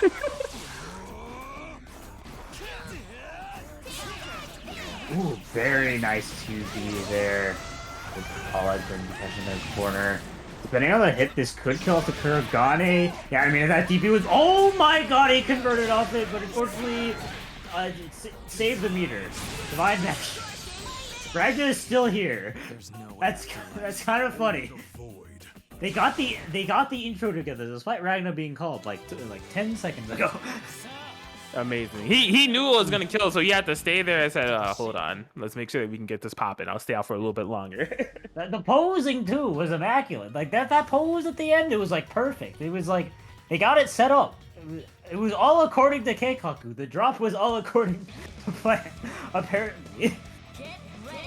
Yeah, an unfortunate another drop there. Thankfully Chop Suey did get hit. That could have like potentially ended in a disaster if Chop Suey went for the 214 super. But that was kind of a specific scenario. But he definitely needs to like clean up on some of his combos. Yeah, I think Chop has to calm down. Honestly, it feels like it's a lot of nerves coming into play, or maybe just like slight tilt. I'm not sure, but it's not. There's a lot of these situations that I don't think are very characteristic of Chop Suey that are happening in some of the neutral and combos. But yeah, there's definitely a lot of noticeable antsiness and kind of unbridled aggression kind of on Chop Suey's side too. So definitely interesting to see. Oh, but Gatorade is constantly moving around. Nice ball. The defense has been immaculate so far until I said something. That's how it goes, the BB tag. Okay, could not make that burst safe. Really challenging. It was absolutely right. So Atkins, about that meeting about talking about Kurogane 4P, what do you want to schedule time? I am able to schedule right in for 7:32 p.m. Pacific in a minute. Like right after this, it looks like Gatorade is building on the building blocks to try to take the set. Chop Suey fighting for their life with their one true love. Oh my god! You better stay down. Bloodside. All right, so Gatorade got the set 3-1 over Chop Suey. They're gonna be moving on to the winners finals. But I have a proposition. Blaze Blue cross tag battle community. Why do we allow the usage of knowledge of Kurogane 4P? I open the floor for discussion. Look, I can make some compromise. If we let Kurogane 4P, or we don't let Kurogane 4P be used, can we just ban Hilda Chia and 9 from being played? I decline to move forward with this motion presented by One Law Lily. Okay, can we at least ban Chie? I can't say 9 or Hilda. You play 9 and Hilda. She is funny though. Okay, but like I want her banned. But like she's funny. Okay, but Kurogane 4P is also funny. I don't think Kurogane 4P is funny. Look, it reaches the heavens. What's not so funny about that? I can't laugh at what I can't see, and if it's too high up, my vision just simply does not go that far. Look. I don't see what's so funny about it. I can say the same. The existence of Chie cannot be proven to me. This is why we need to ban her. We have to ban things that don't exist. It's not her fault that her rounds go so fast, and if you blink that you miss them. That sounds like a skill issue. Just simply don't blink. I don't want to blink. I need to blink. Oh man, that is definitely a human skill issue.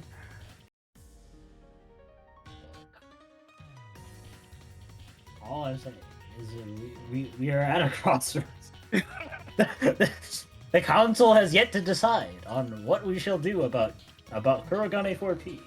And that's why it's still legal. Can't come to a proper meeting of the minds there. But we will have a meeting of the coasts here between Yofe Scrub and NY Dante T as they're pulling up for this winners semi-set here in Winner's High Top 8 of WNF.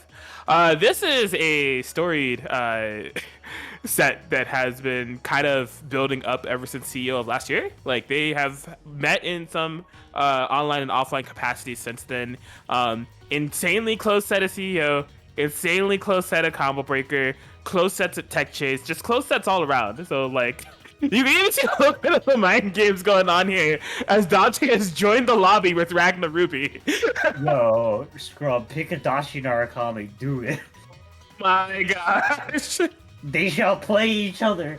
They're like, yo, bet, check out this matchup. You should know it. You play this, right?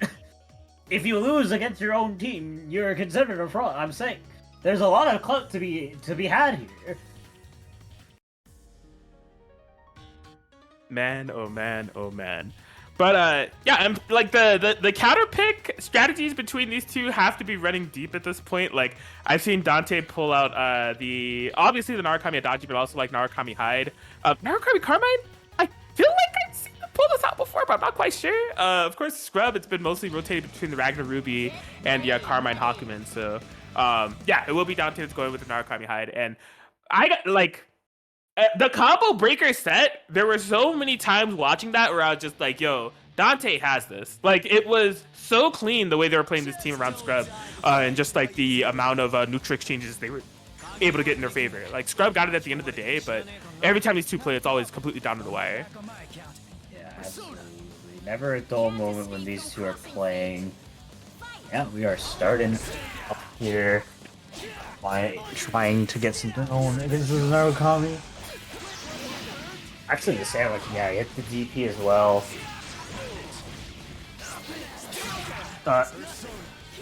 Interesting.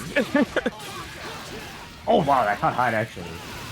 Yeah, Scrub is like definitely very aware of when to push a block assist and just match out of the situation. It catches a lot of people off guard. It's something you always have to watch out for when you play against him because he's on top of you. Oh yeah. 1000%. Okay, so the Narukami on Dante's side quite low. We're just gonna be, chilling on some ground game here. Dante can't do anything too committal. Finds himself in the corner, so needs to be a little bit careful how they navigate. Oh my god! Why was that still active, bro? Unfortunate. Dante had the right idea, just didn't pump on the brakes for long enough. Oh yeah, no head. No they have no head hitbox. Yeah. They have no head, yeah. I'm sorry, it just sounded really funny. I don't know. I'm sorry. No hide? No hide. Right. No hide. Okay, yeah, they got the raw to him for C. They can't quite get the double cross slash, but still, that's quite a bit of damage. Sword really just woke up and shows violence. Sometimes he really do be doing that. I mean, he had. I hate chat. He had the life to gamble to go for an interaction of that kind, so might as well spend it and look cool while I'm doing it with Scrub taking game 1. Oh man. I feel like I just said something cursed. You actually, it's a reference to a video that I'm sure you've seen. The guy on the phone and he's on the sidewalk and he's like, so no head? And then he like tosses the phone and breaks his skateboard. Subconsciously when you said it, I didn't realize that's why I was laughing. It just sounded funny. And I read chat and it completely reminded me. I was just like, that's why that sounds funny. Oh, I feel like I've seen a gif of the dude breaking a skateboard, but I never actually heard the audio. Oh, you said no head in like the exact like inflection that he says it in the video. Oh. It was me. I made the video. Indeed. That was actually Lam Lily, ladies and gentlemen. He is no head guy. Oh, no. Don't clip that out of context. Anyways, as we go into game 2, Dante T, switching over to the Narukami Carmine. Oh, God. I cannot seem to get on WNF and not trigger somebody. Ever since I've been back, it can't happen. I'm way too pissed. Tell me what happened. On a hot streak. What the hell happened between you and me? I'm curious now. What the frick happened? Like, nothing, dude. Okay, like you didn't trigger him. I won't talk about head ever again. Orye is definitely not Lucina. I apologize. We haven't commentated in months and you do this to me twice in a row. Listen. That was sneaky. Back to switch. Scrub. One hit away from being able to take this. Dante on the brink of death right now. Just is going to be able to do it. 5B is ginormous. No head. I hate this so much, but I can't. Quality commentary right now, let me tell you. Is this what I get? Is this the price I paid to have Ankins return? This has been the story time and time again. Every time, look, cheap. To be fair, every time I get on the mic, I'm like, I'm gonna be a good behaved boy, no tomfoolery. I'm just gonna have a nice professional commentary set, and then just something happens. Like it's not, it's kind of my fault, but at the same time, it's not my fault.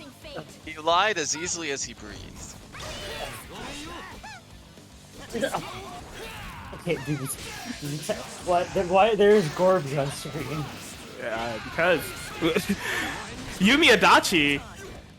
What? What are you talking about? 2.0? Hilda Seth. No, get over here. You need to play your loser's final set for EVO 2018. It's first to 2. Ruby Gordon is the meta. Yeah, that's the idea here.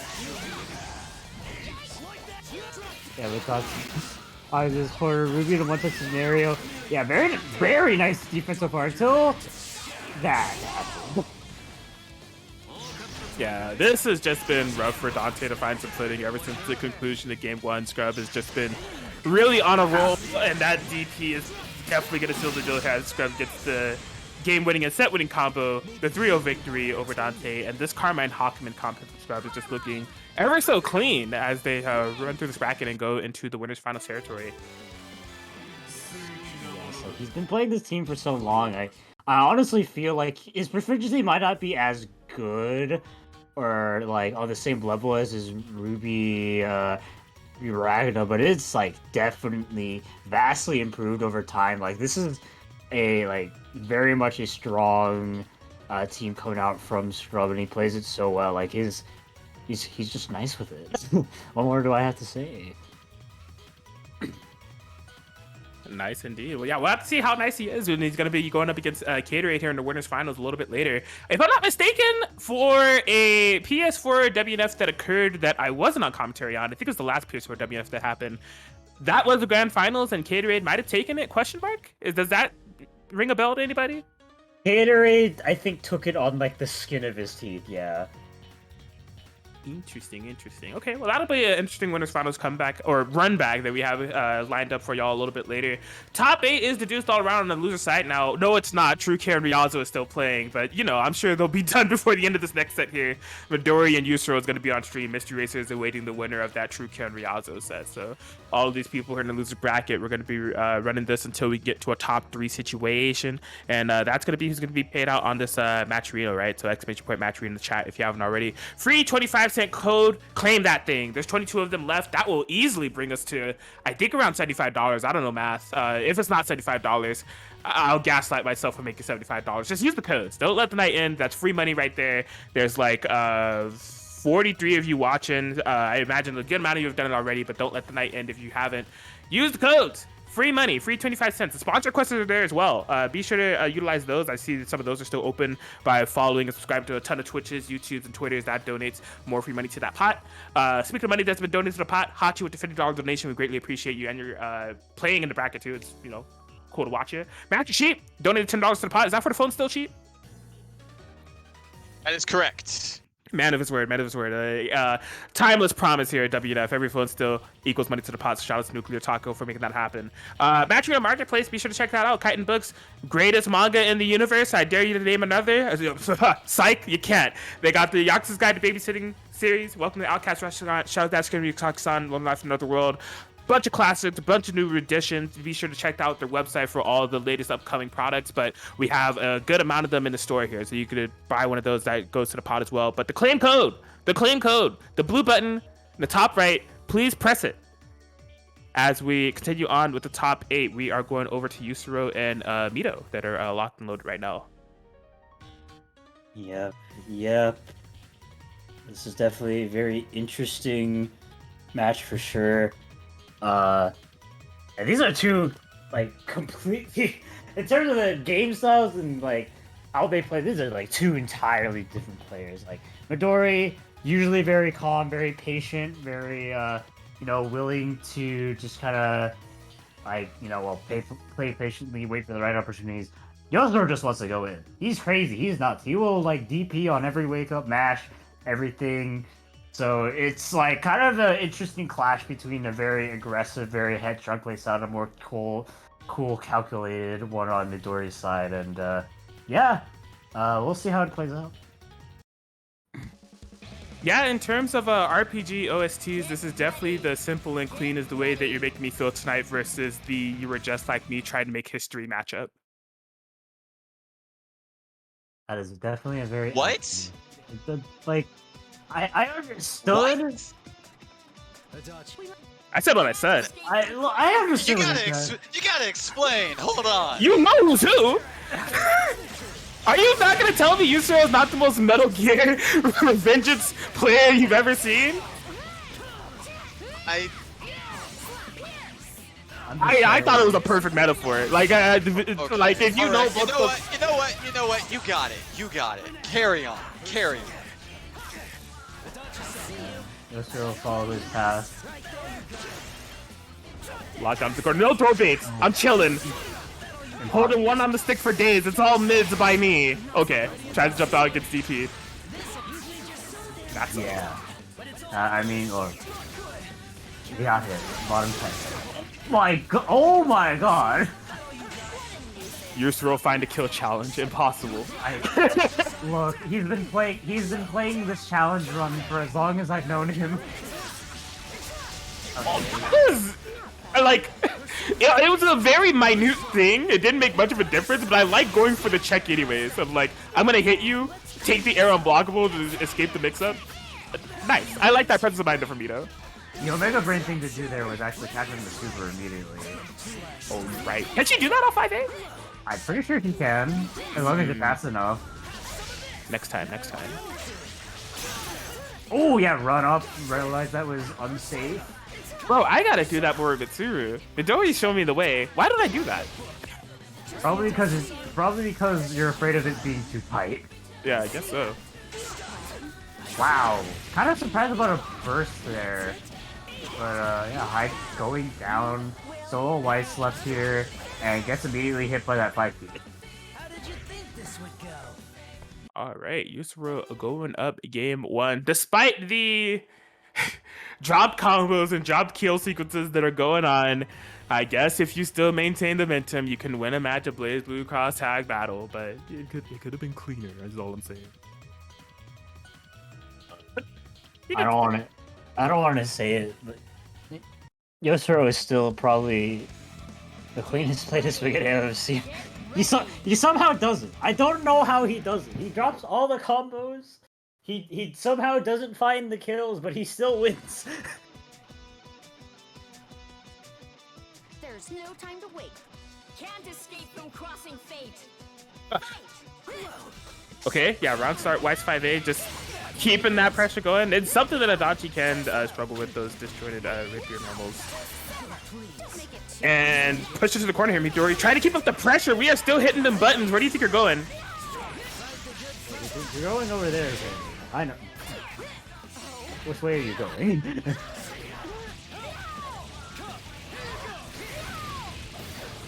Shot into the make sure you corner, and that's what they're maybe low, but here comes a cross combo.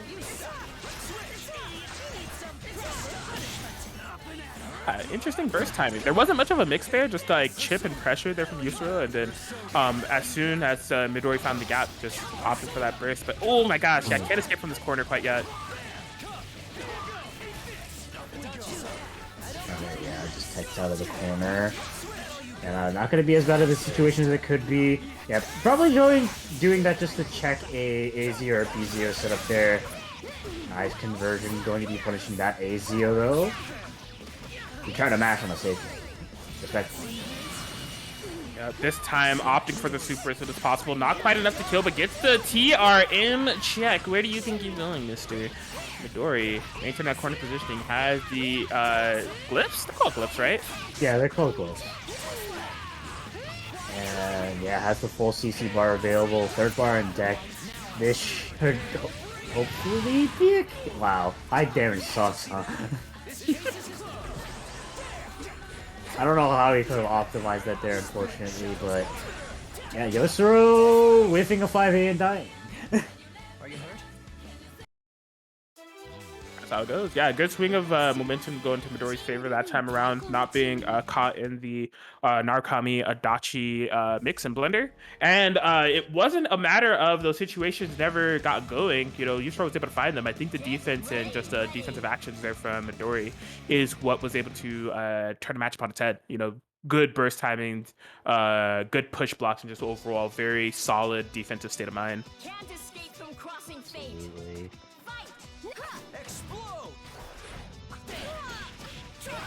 Okay, immediate anti-air from Yusura with the funny kick. Yosuru is surprisingly incredibly good at using that to be GP assist. That works. I really cannot find the words to articulate how much I was disgusted by that.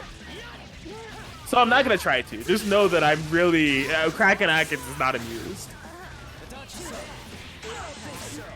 Had a burst out there.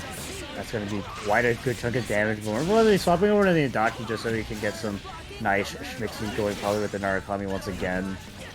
Yeah, double overhead going to be hitting. This is just a classic Narukami Adachi route. Keep you in the corner forever. Can't play the game. This is fair, right? My man's did freaking DP 6P active switch cross. Like, come on, bro. It's a classic Narukami Adachi Yusura round. True. He just does something crazy. You're like, why did you do that? And then he wins. Straight up. Get ready. Yeah, really, the mental stack's kind of on Midori right now, right? 2-1, Yusura, 1 game away from moving on. We are in loser's bracket, and you know, coming off of a match like that, you definitely want to kind of idealize, like, how do I make sure I don't end up in that situation again, right? And it is going to come down to ground game, outplay, and baited DPs in neutral exchanges, apparently. I'm surprised he was that annoyed by Wise 5A. He really risked it all.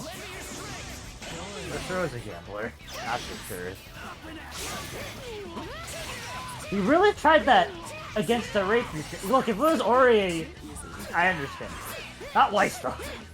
He thought he could low profile it. I guess. I don't know. I'm trying to shoot him some bow. I don't know why. Okay, went for the Tian check, no dice. Opts to get the Adachi in. Narukami is quite low. Go for the throw baits. Nobody's home. Narukami? That was a certified Yusura classic. Yes. Get the assist kill. Oh, not close enough for the cross up. Swing and a miss. Surely Yeah. you will get hit by the ACO. I mean, Midori is generally not the type of player to go in, so like playing very patiently. Oh my gosh. Ooh, split the cash. Can he go into cross raid? Or does he even need it? No. And stay down. All right. Well, Midori did exactly what I said he would need to do in order to get this match going, right? Just like avoid the, winning those neutral exchanges and having a read on Yusura's actions defensively, no matter how wild they may be, really kind of turn the tide to that matchup, not being subjected to that Narukami Adachi pressure. Most importantly, bringing Narukami down so low and forcing the Adachi play with a low Narukami assist really put Midori in an advantageous position, not to mention Yusura committing to pulling the trigger on that assist and leading to Narukami's demise. So, Game 5, Yusura starting out strong with pressure this time around. It'll be up to Midori to defend and escape the situation that was their demise previously in Game 3. Yeah, but I mean, that is easier said than done, especially against Narukami Adachi. Yeah, he's gonna be hitting that throw counter too. Oh, you know, I was in that corner. I like this corner though. Oh, actually swaps over into the Adachi. He's gonna be a safe opportunity to get into the high, and Yosuru just getting hit by the high jump in. Yeah, this is decent momentum here for Nito, but still definitely has the life that just sucks. That I just love sucks. the idea of it. Yeah, he just wasn't quite close enough for it. Now, something he maybe he had to get rid of Narukami first. Like if he was like Galaxy Brain, he could like maybe 5B straight into Vince and the super. I forgot the name of this freaking. Oh, yes, he was. He's with the hiccup for him. You gotta relax. That looks so weird. But yeah, really, like just playing from like relatively full screen, but like keeping an eye out on Yoshiro, making sure that he can't move or anything, but DP straight out of the situation. Actually swaps over into the Narukami. This is a very risky decision. I've never seen someone get burst out in that type of situation. Seen it now, apparently. Yeah. Yeah, but you know, slowly whittling away at Yoshiro's health bar. Cash out into the super. Might be a kill on the Adachi. No, not quite yet. Goes in for the grab here. And oh my, what an excellent assist call! Actually preventing Oh, him. good. Yeah, maybe a little bit risky, but just like excellent time you're calling in the boy. Okay, this. Why does he have this? You tell me. I see you do this all the time. Yeah, and I question why he has it too. Oh man, listen to this guy. Why does he have it? Proceeds to do it. Ugh. BB Yeah, tag face. I know, right? Oh, yo! What a fantastic game-winning find there from Mito. That having that active switch unsafe go unchecked. Very, very good stuff. As Mito's gonna be able to take it 3-2 over Yusuro. That was clutch. Yeah. That was, you know, he's been trying and going for that exact thing with High the entire game, and like the one time it didn't work out, but like it was not deterred at all, just despite that interaction, and it paid off in dividends for him. That was such an excellent call out there, but a very close set nonetheless, going down to the very last inch. And Mito able to win it, and we'll be fighting Chop Suey's here in losers quarterfinals. Good stuff to both players, though. Both of them guaranteed top 8. Good in such a stacked bracket. You know, good stuff. For real. But yeah, we're gonna be going to the bottom side of losers round 4. Mystery Racer 21 versus Ryazo. So Mystery Racer having the Adachi Shirogane locked in. Ryazo not playing any Yosuke games this time around. I think they may be going with the Makoto Yumi, so main squeezes on both ends. These two have a lot of games against each other, I would imagine, by this time. Mystery Racer coming off of a bit of a streak. I believe they won Untamed Gaming this week and the Big 8 this week. So in just the term of BBTAG tournaments this week, they are having a lot of dubs coming their way, trying to make their way through this top 8. But Ryazo, on the other end of the spectrum, had a rough time against Midori, but has been making a solid losers run themselves with wins over Nuclear Taco, Jake Achibizi, and True Care. So, dude, I can't. I hate this team. I'm sorry. I guess Adachi. Nightmares of my Brazilian trip haunt me because of this team. Shoutouts to Maya, my guy. But this team is so freaking cheap, bro. All I have to say is, I mean, Aegis is one of the most terrifying characters in offense. You add Adachi, who's the best enabler of offense. Yeah, frick you. That's the team. No, Ryazo was on this. I need him to stop. Look, we can make a trade agreement. If we can ban Aegis Adachi. My man's really came in with the long hair slicked back, his freaking palms touching, saying, Atkins, I offer you a trade. We can ban this team. Just I accept this as a bannable offense. Oh man, so far so bad for Ryazo though, not really able to get that suffocating pressure with the high lows going quite yet. Mystery Racer just keeping the Adachi isolated, knocked down a little bit too quick on the trigger there. They're gonna be caught in a little bit of pressure now, but just DP! How dare you try to say jump me? What happened? Kill him, Eric. Just kill this Aegis. Thank you. I may consider accepting banning Aegis or not freaking Kuragane if we ban Aegis and Adachi. Free. Yeah, I love that decision. Yeah, that's fine. Yeah. Handshakes. Handshakes. Yeah. Yeah. I see nothing wrong with any of that. All right, all right, time get off Adachi. He's banned. Oh, there it is. Oh wait, no, this is still Adachi Shirogane. Look, I mean, legally speaking, he can't change the team. Yeah. Mr. Racing just needs to 3-0 literally everyone for the entirety of the bracket to keep playing the now banned Adachi.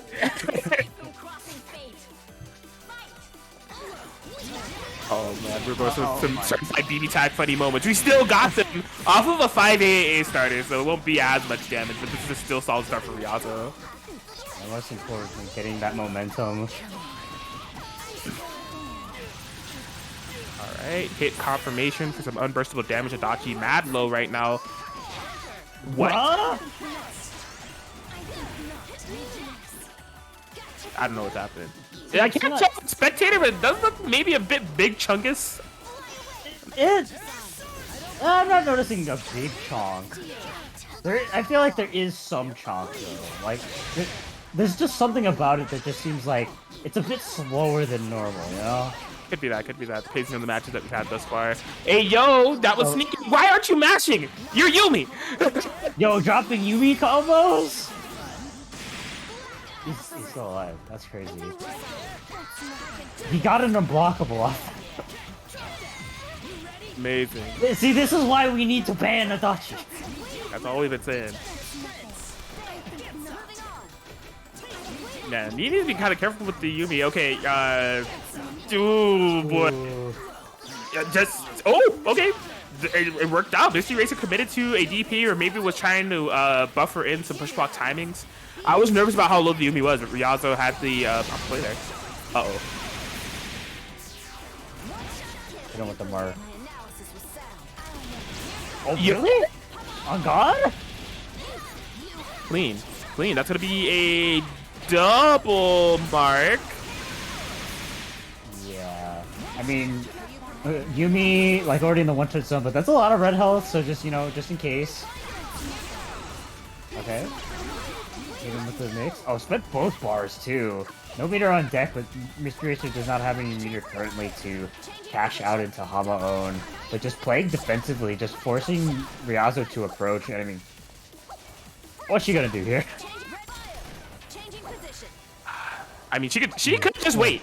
Like, the chip is not gonna add up to that much over time. Rampage time, oh yeah, I see the issue now. Like, Ryazo could opt them out, make a move, but if you do that, you're amplifying the Naruto win condition. And that was a cross-up. There it is, the sneaky stuff. I was gonna be like my brother in Chrysler. Did you say my brother in Chrysler? Yeah, look, I have to say something different than my brother in Chrysler. No, that's funny. My brother in Chrysler. I drive a Chrysler, so I feel included. Thanks for the inclusive car memes. Look, now I would have to say my sister in Toyota or something. Get ready. Yo, wait, why is this still... Man, Mr. Racer breaking the rules. Eric! I can't believe it. Yes, came to the community ban to get rid of Adachi, and he's still on him. SMH my head. He really was just like, okay, you banned Adachi, but did you ban Toru? Can't escape from crossing fate. Man, we should have included that in the fine print text. We gotta be smarter next time. Yeah. It's like, alright, I won't play Adachi. Where's Adachi? I had no idea. It looked like it was gonna cross up, but it didn't at the end of the day. Speaking of cross ups. Yeah. Was that like an unblockable setup? Maybe it was really awkward looking. Hey yo! Goodbye, Adachi. See, he's banned. Like what? Yeah. He's dead. He's gone. One way or another, whether it's by force or by implementation, either way, Ryazo on a massive life lead right now. Misty Racer back into the solo Shirogane territory. This is a situation where we've seen them strive from before. But this is easier said than done right now. Level 2 Resonance, fully healthy characters on Rialzo are going to be getting a hit right on the latter half of this Resonance activation. The sandwich, she was expecting the overhead, but got their toes clipped. And Makoto can do quite a sizable chunk of damage alongside that 5P. This should be a kill. Don't try to be fancy. Cool. Yeah, just let it rip, let it fly. All right, Rialzo, 2-1 over Mystery Racer right now. Now, look, I know. I don't know. I don't know where Mystery Racer's headspace is at right now. If they're just like fully committed to the Adachi Shirogane, but from the previous times I've been watching them play, I know they have been working on the Hill to Seth. This is a matchup where I feel like it could make sense, but you know, he's not committing, so maybe he's thinking about it. Definitely. Hilda, you know, just generally an incredibly strong character, but especially against these two. Yumi kind of struggles against zoners. Like, she doesn't have like the best anti-zoning tools, and Makoto's like got the real stubby buttons. So playing like that real full screen game just with the Hilda lasers everywhere could be a good decision. I'm not thinking that Hitachi is necessarily a bad choice or anything, but yeah, looking like the Hilda Seth swap might be the play, but Eric's still thinking about it. I'm just saying, Adachi is still banned, so like, you know, you can think about it. Oh, he's locked it in. So yeah, he is gonna be going Hill to Seth. So significant here for Mixed Racer because he's stuck on this for the rest of the set, right? He has to win 2 straight. If he does win, Rialzo could have an opportunity to switch. We know that Rialzo also has Hilda Adachi. Oh wait, he can't play that, right? In theory, under normal circumstances, Rialzo could have a Hilda Adachi, question mark. Adachi could in fact be played. He just cannot. They would get banned. That's why Mr. Issa lost those 2 games. As soon as we implemented the ban, he lost 2 games. It simply wasn't just outplay. It was God telling him to just not play. Because it's banned. God's plan indeed. Okay, so yeah, I mean, although I think this is a good pick matchup-wise, one thing I want to emphasize is going to depend on how ready Mystery Racer is to bring out the team. So far, it looks, you know, so good. Has got some good JB checks, a couple of drop combos here and there, but definitely has the life lead. Forced sandwich situation. Rialzo smartly attacking the attacker. God, awful sentence. Anyways, Makoto's going to be going away and taking a break. I mean, I guess to be fair, I will give some slack there. Hilda does not cash out very well, so optimizing it there is actually somewhat reasonable. But, I mean, hopefully not coming back to bite them. This Hilda DAC definitely does more as a DAC than it does as an action suit. That might kill. This is dead, yeah. Goodbye. 10K! Yeah, it's been a while since I've heard that. I gotta get on some BBTAG, man. Jeez, it's been a minute. I have not played BBTAG in a month. I think I'm about the same as you. Like, it's been a really long time. But Hilda's laugh, I don't know, it triggered a neuron activation. I missed that. I mean, I kind of miss Ori too. God, we both feel like old men. Just reminiscing about the past. Wishing we could go to the good old days. Just a grizzled BBTAG plays now, I guess. I don't know. I have played this game for 2 years now. Crazy. Good old days of Hilda, that character that I picked up this year. Good times.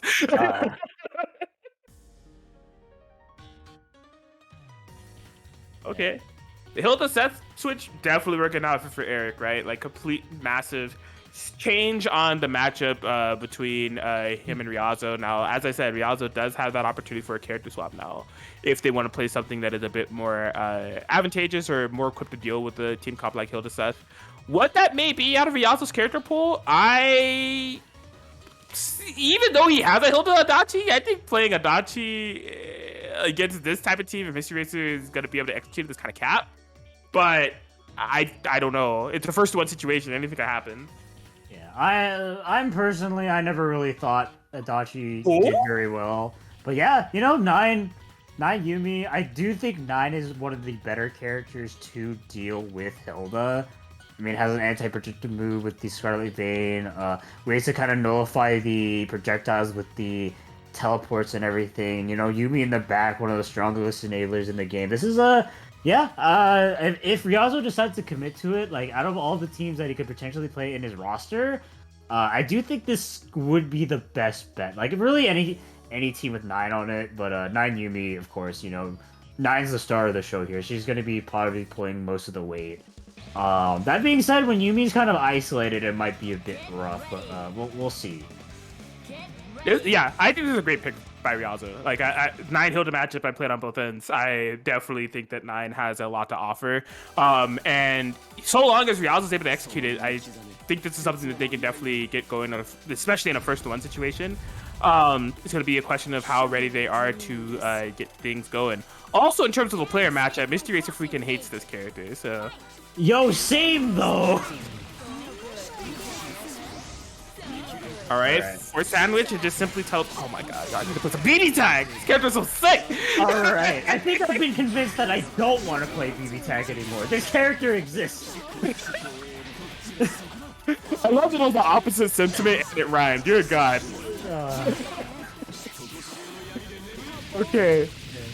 Resistance version, a cross combo version of this, trying to kill this 9 by any means necessary. Oh my god!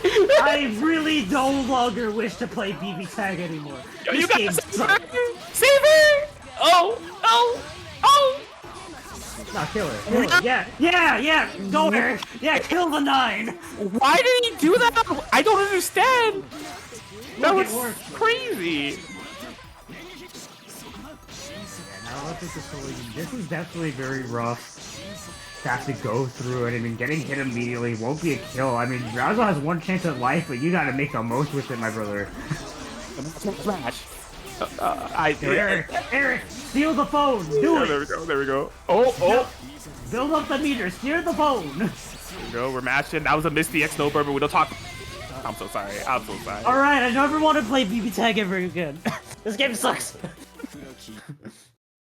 Mr. Racer 3-2 victory over Rialzo. And I mean, it was kind of as I was trying to allude there, like, on paper, yes, I think UB9 is a good pick against Mr. Racer on the Hills of South. It's just, you gotta be able to execute it. A 1-to-1 situation, like, if it's not ready to go, it's definitely going to still be a struggle no matter what. And I feel like there were definitely some gaps there in Rialzo's approach that allowed for Mr. Racer to get things going. I mean, some of the... although the 9 reversal options were there, it didn't lead to much afterwards. And then the her subsequent demise of leaving her in for too long, and then the very eccentric wake-up option did not pay off. But a solid effort. I think the mind was in the right state, but Mr. Racer will be moving on in the loser set for now. Yep. I saw a lot of things where, like, yeah, this is definitely why you want to pick 9. Those teleports were just, like, so much good potential value. Unfortunately, was not cashed out upon, as like you said. It's just like, yeah, I think if Rialzo was more practiced with the team and is more, like, comfortable with, like, applying the 9 game plan against the team, like he went with it a lot earlier, then I definitely think that he would have would have been better off that set. But I mean, you know, at that situation, it was like kind of hard to see if they wanted to team swap so early. But yeah, Mr. Racer moving on to fight New York Dante Thomas. Very cool. Well, yeah, now we are in the top 6 territory as we grind our way through these losers matches. We're going to be going over to the other side. Mido previously got that win over Yusuro. They're going to be going up against Chop Suey. Yep. Easy Oichie. Once again locked in. Looks like the Easy Ruby is maybe like a specific counter pick against Caterade. I know in the past too, Chop Suey has messed around with a couple characters because they just feel like they want that little bit of edge against Caterade specifically. But for a lot of other players, outside of like maybe specific character matchups, like they normally pick Yuzui Chie. So I feel like that's the mentality in terms of the character picks right now. But nonetheless, Midori is sticking strong with the Weiss Hide main squeeze.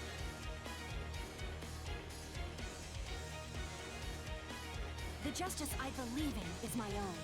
Yeah. Very cool. See how this goes here for Midori. Going up against a little bit more of a mobile comp in comparison to what they've been facing in the past.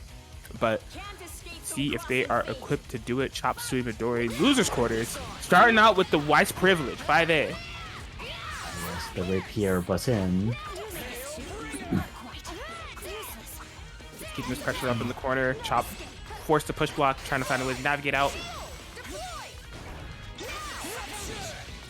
Alright, yeah, that high 5P hitting the air, you know, it's not relevant super often, but when it does, it definitely hurts, but gets hit in the 5P. Maybe throwing out too many glyphs here. Oh, Chop Suey... I can't tell if that was a purposeful drop or not, but nonetheless, Midori gets actually a sandwich scenario off this situation. Chop Suey maybe expecting a cross-up here. And yeah, I mean, it's mostly been a game in Midori's advantage, but Chop Suey does just eke out of the situation. And yeah, Mito gets hit as well. This is going from good to bad for Mito, and like just there's a couple instances. Yeah, basically, like they had such a good foot on the matchup, but once Chop Suey didn't start it, they just have not stopped.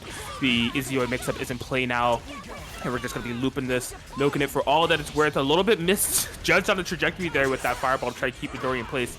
Nothing right on the corner, but a swing and a miss on the ground is going to be a detriment that may lead to Midori's high demise. Yeah, I mean, yeah. I can do this on my own. Left with the lice.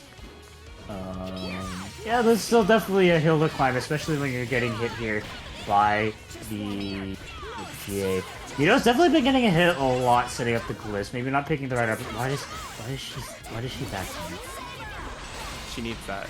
Ooh! Nothing personnel, kid. Yeah, teleporting straight behind you just to go for the grab there. Jimmy off guard, and yeah, Chop Suey's taking the first game. Looked really solid, mate. You know, a couple of scratches here or there for Mito at the start, but just like at just some point, like he really lost grasp of the match there and just was playing on the back foot constantly, trying to block all the Izuyoi stuff. You know, Chie's like wandering about, lost a lot of scramble situations, just like kind of really lost all their footing and momentum there. And yeah, I mean, it's a simple matter of just hopefully like not really losing control of the match like that, because like yeah, Mito was looking relatively strong, and if he can keep up some of the same things that he was doing at the start, like I think he'll do fine, but we'll see.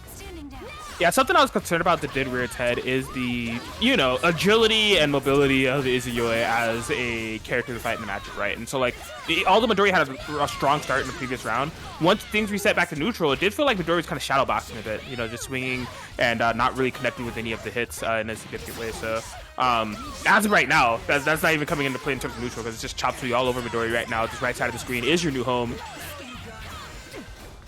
Oh, that was some great defense, actually. Unfortunately, got hit by the JC, so still locked in this corner. But it actually hits the DP, surprisingly enough. Ooh, nice pickup. Oh, now, no, never mind. Now it's a nice pickup. Yeah, that was a yeah, nice pickup. Now that was a nice pickup. Oh wait, yo, she dead? Yo, kill her? Get her out of my face? I was gonna say, I don't believe in Weiss. I don't believe in Weiss. Bruh.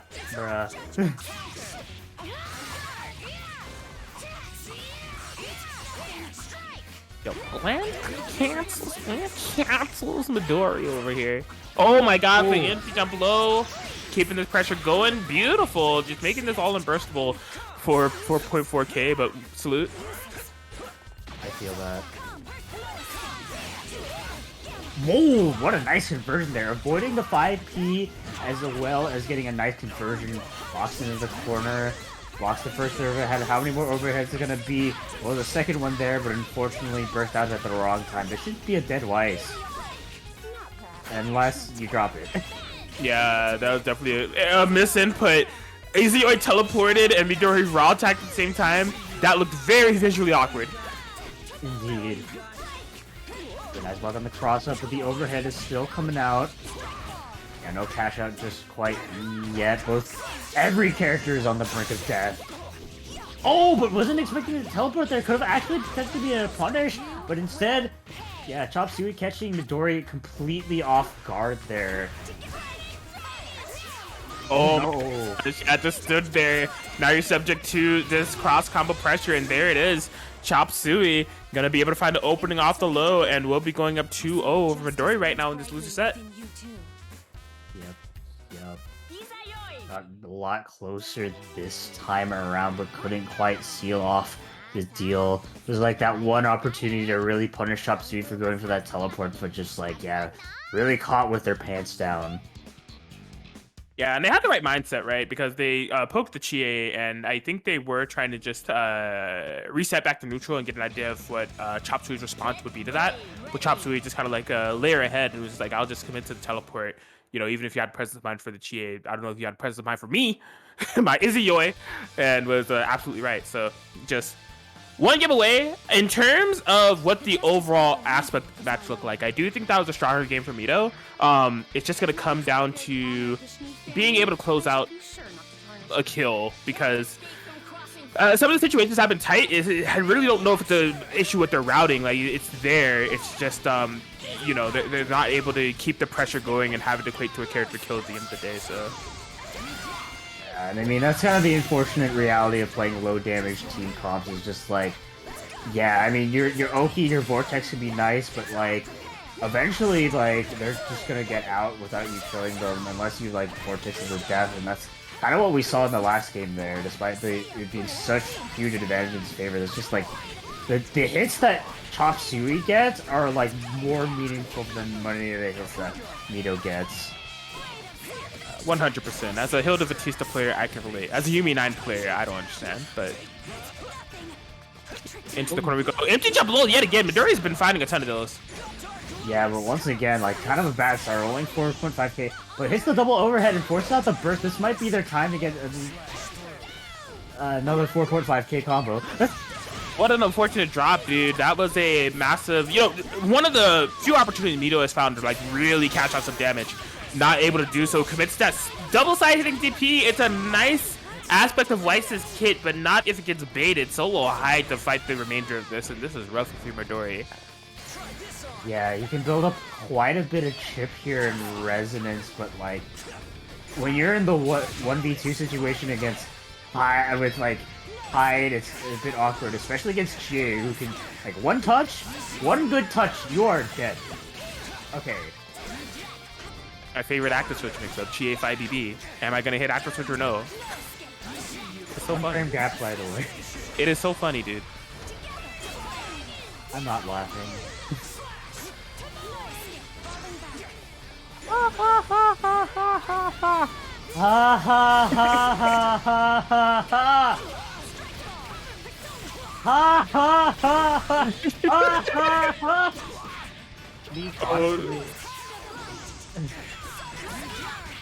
Oh my gosh, they jump over their own, but no full confirm here for Chop. What the What just happened? What? Yeah. A Chie low hack executable late midnight run of the power of the power. I don't know what happened. Crazy.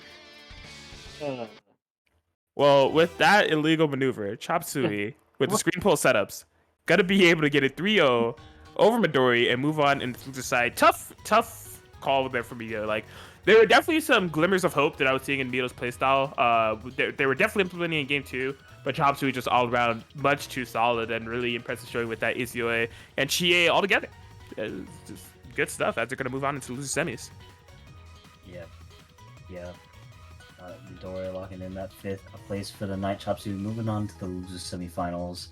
Will be deciding who Chop Suey fights between the one and only New York Dante Thomas versus El Corredor Misterioso 21. Let's see what we got. This is an interesting one. I don't know if I've seen this matchup a lot. Either. Yeah, these two. I mean, Dante doesn't really show up to a lot of tournaments outside of WNF. Definitely don't see him at Big 8, for example. At least very often. You know, West Coast versus the East Coast too. There's a lot of reasons why, like, you know, these two probably haven't fought all too much. Maybe they have on the side that we just don't know about. But yeah, this is definitely going to be a very interesting matchup going in. Walk into the Narukami Hayato against Itachi Shirogane, and we're already starting off with a punish. Nice combo. What an unfortunate drop there from Dante. They had the right call and the improper execution, and now Congratulations, you played yourself. Into the corner we go. Gets clipped by the empty jump low. Do we have Markarinas? No, but we do have a Matcherino! Exclamation point Matcherino in the chat. 325-cent donation. Yo! The pickup? Okay. Didn't quite kill. But, you know, at the end of the day, you know, mark on the Narukami. Just in case, you know, he comes back to bite you, you do have a thing to quell him, but hide. Going to be locked into this corner right now. Yeah, blockable setup could be in play here, but tries to go for the TRM, but it just doesn't want the overhead. Oh, 4 bars. Yeah, I was gonna. You were too like. You were too feeling it on the trigger. Yeah, like I understand what the ideology was there. It's just like I have 4 bars. I need to kill now. I wanted to be unburstable, but like they didn't stabilize the combo enough in order to make it happen. Wait, yo, kill him! Kill him! Kill him!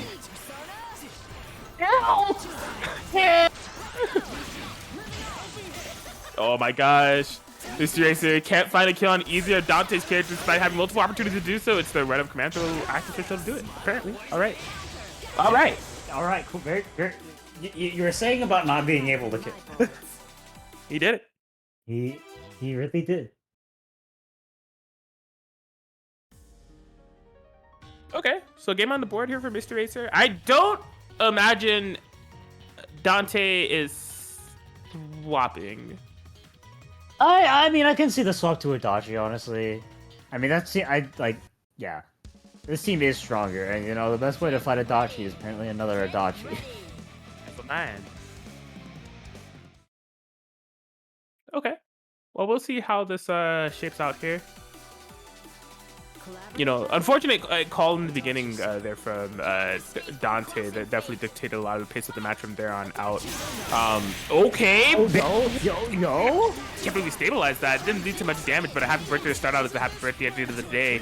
A good point of momentum. Speaking of stabilizations, here comes Dante firing right back out of that corner with the AZO active switch.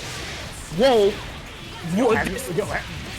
It's a custom rule set. You cannot do any damage or land a hit unless it's an happy birthday.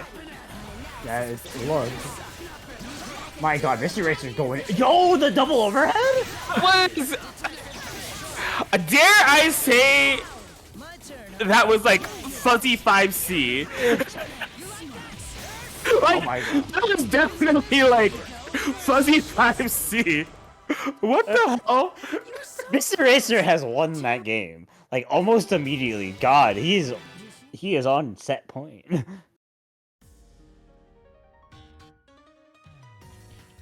Yeah, I don't know what to say except... you said kill, and Mr. Racer killed! Get ready. It be how it be. Yeah, so happy birthdays all around. Scramble situations going down. Mr. Racer just one game away from being able to bring it back. Let's see if Adachi Narukami from Date T can swing it. Oh my god, he is insane. Another air conversion. Oh my. Gets the, oh, okay. Did not make it burst safe though. Yo, and the cross up too? He's going nuts. Of course. Never mind. He was probably not too much. But he was ready for something to. He was ready to pick up the pieces. Oh, snipe by the AZO. Okay. Yeah, all this pressure, but like none of it actually that. That looks funky. Yeah. What? Yo, he jumped over. Yo. I'm triggered. Oh my god, yeah, trying to keep it out of the situation. Yeah, this is looking quite bad here for Dante. Set up the BZO2 and the mark, maybe? No.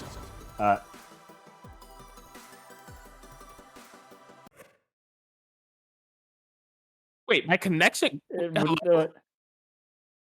Huh? Okay. No, I thought it was a quit, but I didn't get the your opponent disconnected from the match. Yeah. Your connection quality is too poor to spectate. Yeah, So wait, did it actually quit? But okay.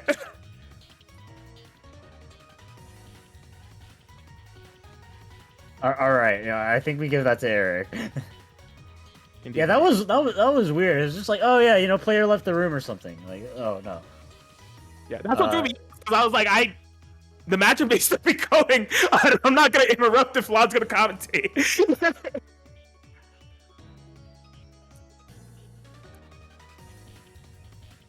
Yeah, that will be mysterious moving forward. To fight Chop Suey in losers semis. Yeah. And definitely a very swift victory there for Mr. So like a real slobber knocker of a match, honestly.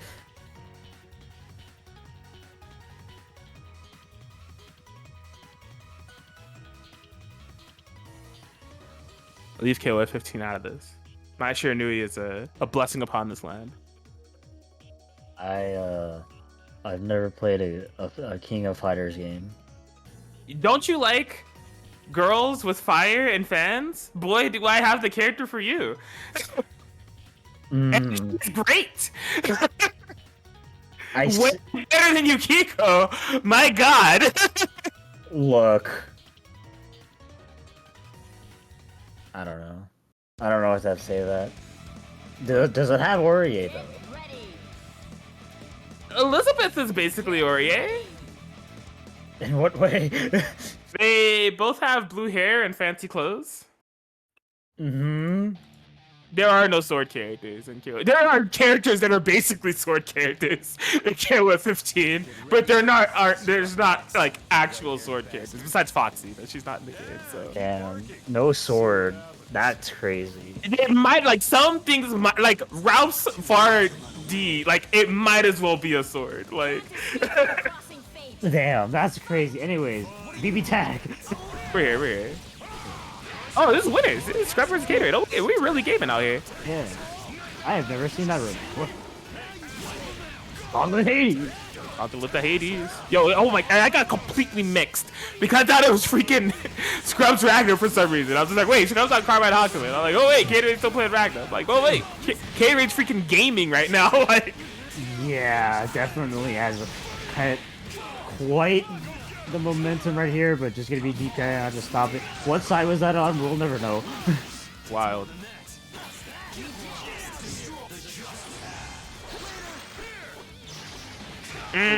Why is it so active? I don't know. So annoying. Every type of like parry move in this game is extremely annoying. The amount of action frames are on it. I know, like, bruh, I could go make a sandwich and it'd still be active. Yo, they're going in. Gatorade's willingness to use the EX slash as a movement option never ceases to amaze me. I mean, it's plus on block. Why not? Why not? I He was with the solo. that's with the Kurogane though, yeah, this is going down to solo Ragnar. Not gonna be a kill yet, but that will be some life gain. Oh, not today. The Wu Blaze was activated, but he died. Yeah. Unfortunate. Yeah, Gatorade had a good life lead going into that and then just committed just a little bit too tough on the offense, I feel. And Scrub had a good presence of mind for Gatorade's approach and how to counterplay it, just catching him off guard, getting the kill on the Kurogane way earlier than I think Gatorade expected, of course, in the 2v1 situation, and getting the game subsequently. Yeah.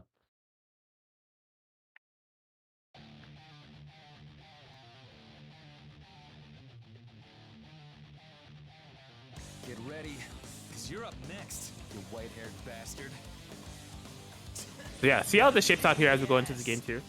In terms of change of approach, I don't know. Like, it would basically be one of two things if we're going based off of how Gatorade lost the lead there. It'd be either approaching from different types of ways that are less telegraphed or sitting on the life lead.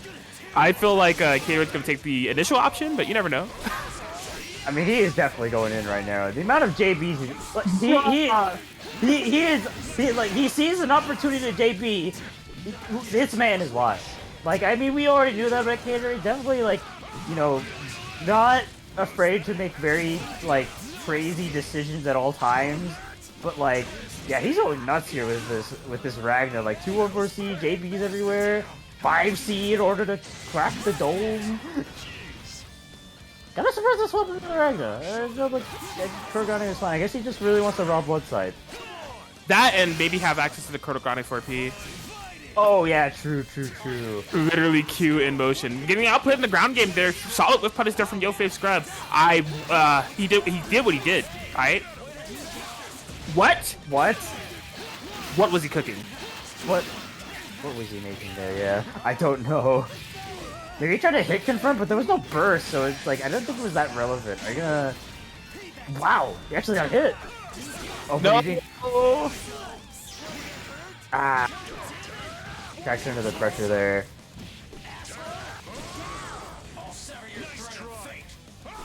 Okay. We're back into the neutral game. Okay, yeah, let's just grab activating level 4 resonance. Not impossible, especially with a whiff punish off that whiff 5B there from Caterade. Good opportunity for Scrub to cash in a little bit of damage. Not go for the super. Oh! Overhead. You are dead. All right. What situation? What we got here? Yo, he tried to go for another overhead. And base the D. Oh, yo, end him. You have to. Comically large 4P? How about a comically large 6?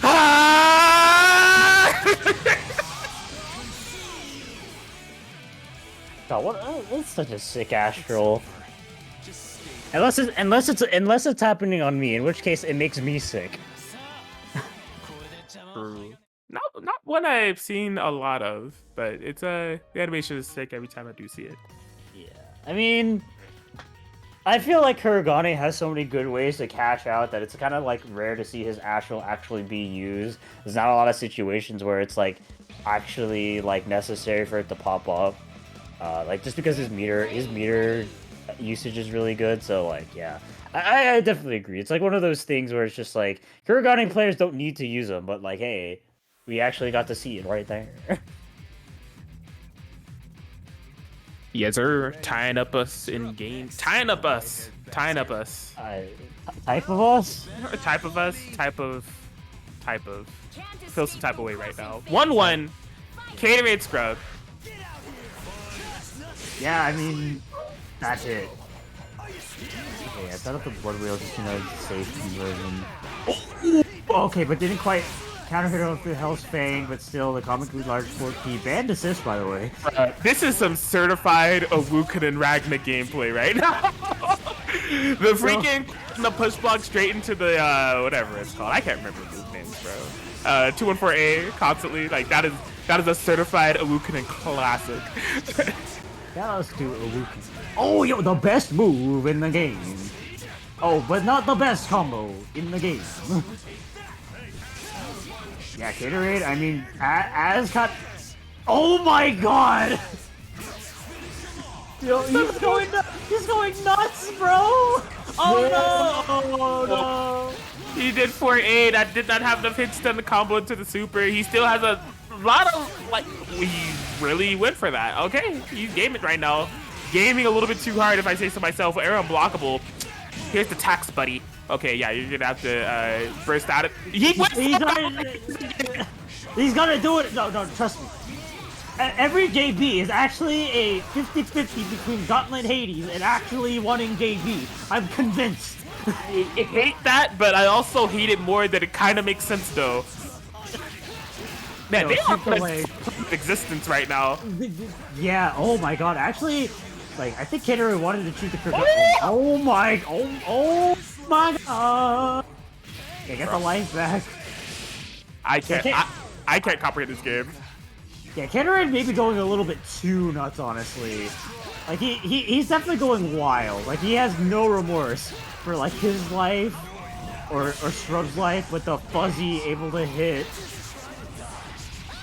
Fuzziest of wuzziest.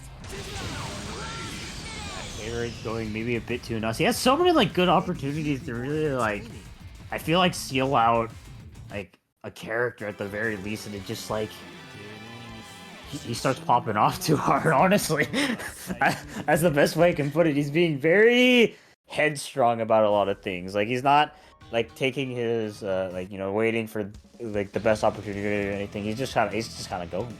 Get ready. Yeah, for sure. Especially off that cross combo and just go for the 4A into the Kurogane Super. That was a heartbreak because that was absolutely a dead character if he got the right confirm. So, see if he's able to clean it up again. at that crossroads. Slow it down or crank it up to the next level. I mean, Gatorade, I think he's got to go fast no matter what. So, we'll see. But YoFei Scrub, 1 game away from moving into Grand Finals off of this match here. Yep. Okay, yeah, gonna be lost in a cross combo situation. Nice block in the overhead, but couldn't quite block the double hitting overhead. Why did that hit twice? Don't worry about it. Gauntlet the Hades! The best move in the game.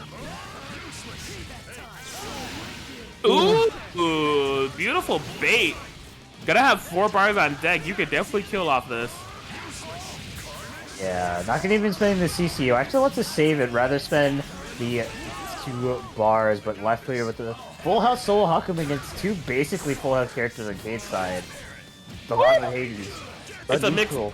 Amazing. Call it with the Kurogane 4P. Most beautiful thing I've ever seen in my life. It's Ragnar Blood Edge. Inside of Ragnar the Blood Edge. Yeah. Okay. Ooh. No, 4A. Why is it so active? Look, it's the best move in the game. Dude. It hit! It hit! Bro, if he converted off that, Now it's over. I see. I would yell at you. Just give him the set. Like, it's over. It was a counter hit, so he actually didn't even need to do the follow-up. If he just kind of landed, he would have had enough time to just do a 5A. He needs to be stopped. It's the best move in the game. I low-key wanted Scrub to do the heel turn for the final game and just be like, you know what? I'm bringing order into this world. I'm bringing out the Ragnar. But no, it will be Carmine Hakuman stuck to this for the game 5. Yeah, seems very committed. Yeah, you know, just wants to play his side comp. Respectable. And in all fairness, is like his losses are definitely nothing to do with the team. It's everything to do with Gatorade being an absolute crackhead. I mean, I'm not gonna argue that. My man did wake up Gauntlet Hades. Like, actually, I'm like mid-screen away, and it hit. Like, that was like the last thing I was expecting round start. Just him to just crouch? That's horrifying, bro.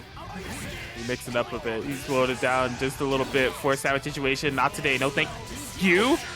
Okay. I like the idea of what Gatorade wanted to do is just a bit too committal because Scrub had to read on it. Yeah, Gatorade once again trying to go in, choose some violence, but not quite working out. Yo, nice back there. Unfortunately, in a sandwich though because of it.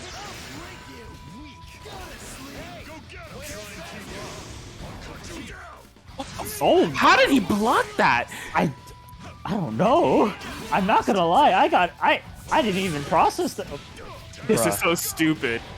Like I said, we banned this assist for a reason.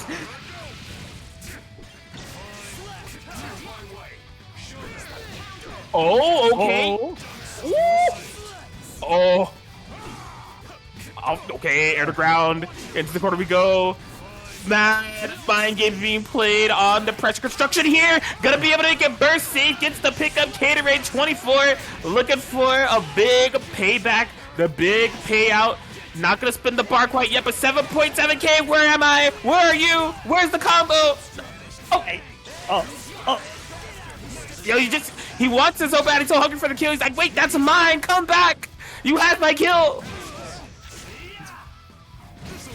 He needs to be stopped. Yo, poke his eyes out. I guess so. You know, mashing all 3 of them. This is the least amount of damage I've seen a Ragnar do in my entire life. It was pretty underwhelming. Rampage time. That means he's gonna have access to more blood sites. Yeah, more blood sites, more stuff to cash out on, but like, I mean, that goes for both ways. Like, Scrub, like, especially since Kata is without burst, like, one good hit, that's Damago. Oh, but in a sandwich, nice push luck out of the situation, though. Yeah, Gatorade, relentless offense. Despite how fast this game is going, like, we have 50 seconds left. We could get pick him off. That one gets the overhead. This is absolutely massive. I don't know if that's gonna kill though. Into the yeah, that's gone. He's gone. Okay. Solo Ragnar, 45 seconds on the clock, is now a never kid. Oh, He bet the entire set off the phone steal. You crazy aid. 24. Cello over there. Respect the attempt, but you're not gonna get it like that. Yo, face scrub. 3-2 over Caterade. Gonna be moving on to grand finals.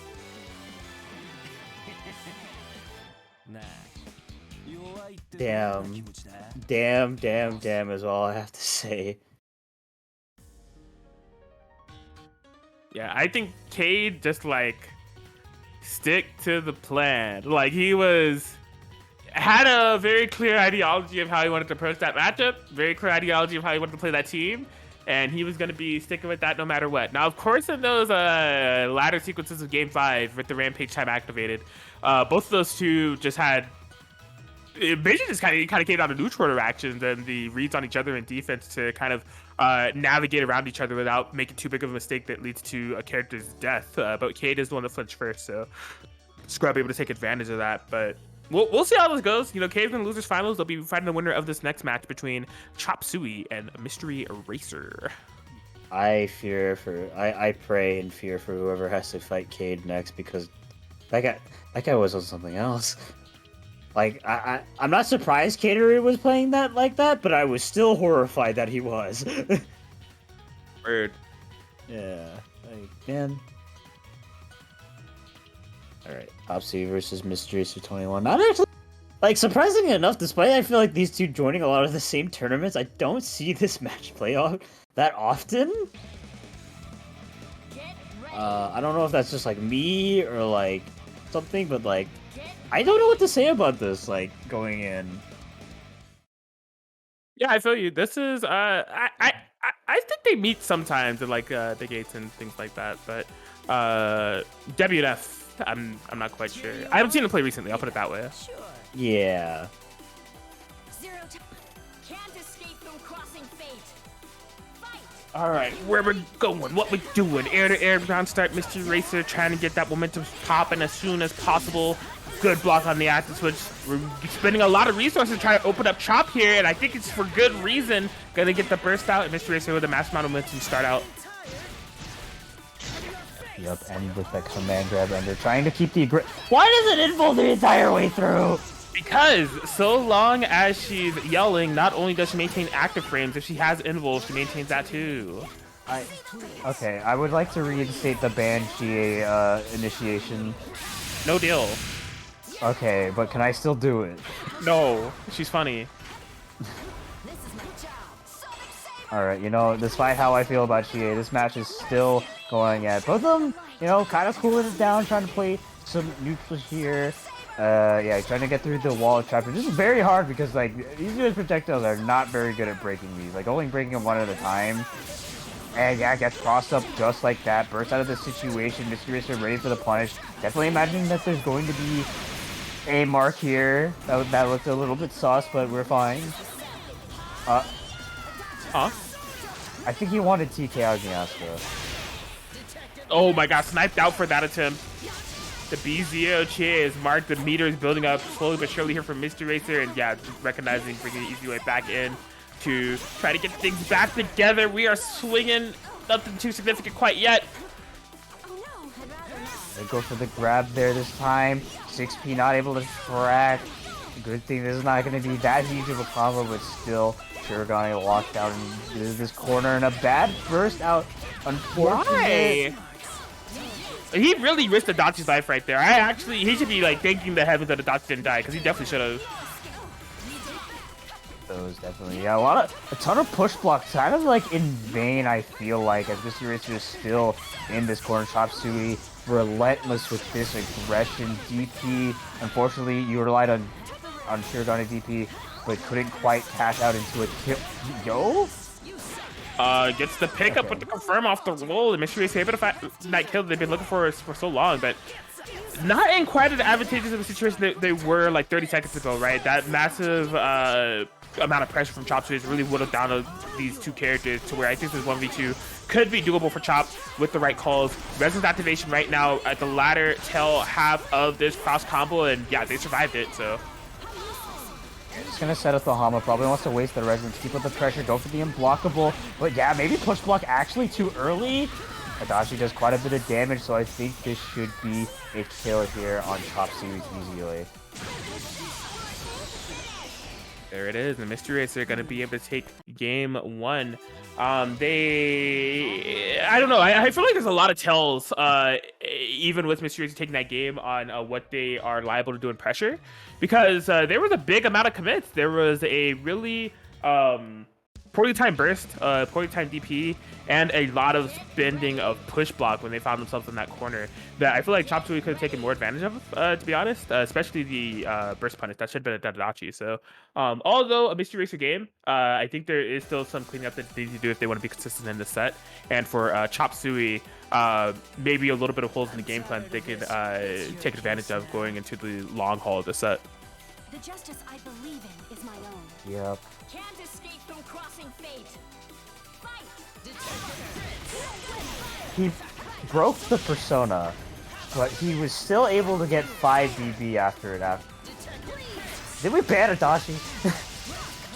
We already banned him, right? Yeah, why is he still playing? I don't know, man. Mystery Racer doesn't follow the rules. That rule only applies to humans. It doesn't apply to demons. There. Wow, What a pickup. yeah, I know. That looks so clown shoes. Very nice, keeping up the pressure with the Heat Riser. That really wants this easy way lockdown in the corner, and it, you know, worked out with the lockdown, was able to open them up.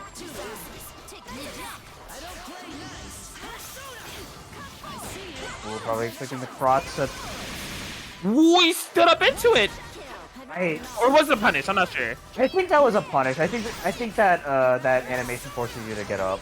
Okay, that would make more sense. Never mind. Yeah, I think they would. I think if that didn't force them, they easily would have just held back there.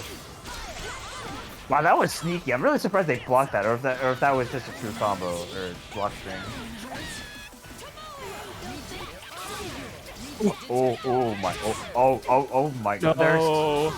There's so many situations where I'm like, holy frick, Chop Suey could just win right here, but Eric spending like 4 sticks of butter in order to push block out, left here without any resources when it really matters, and that Adachi's going down.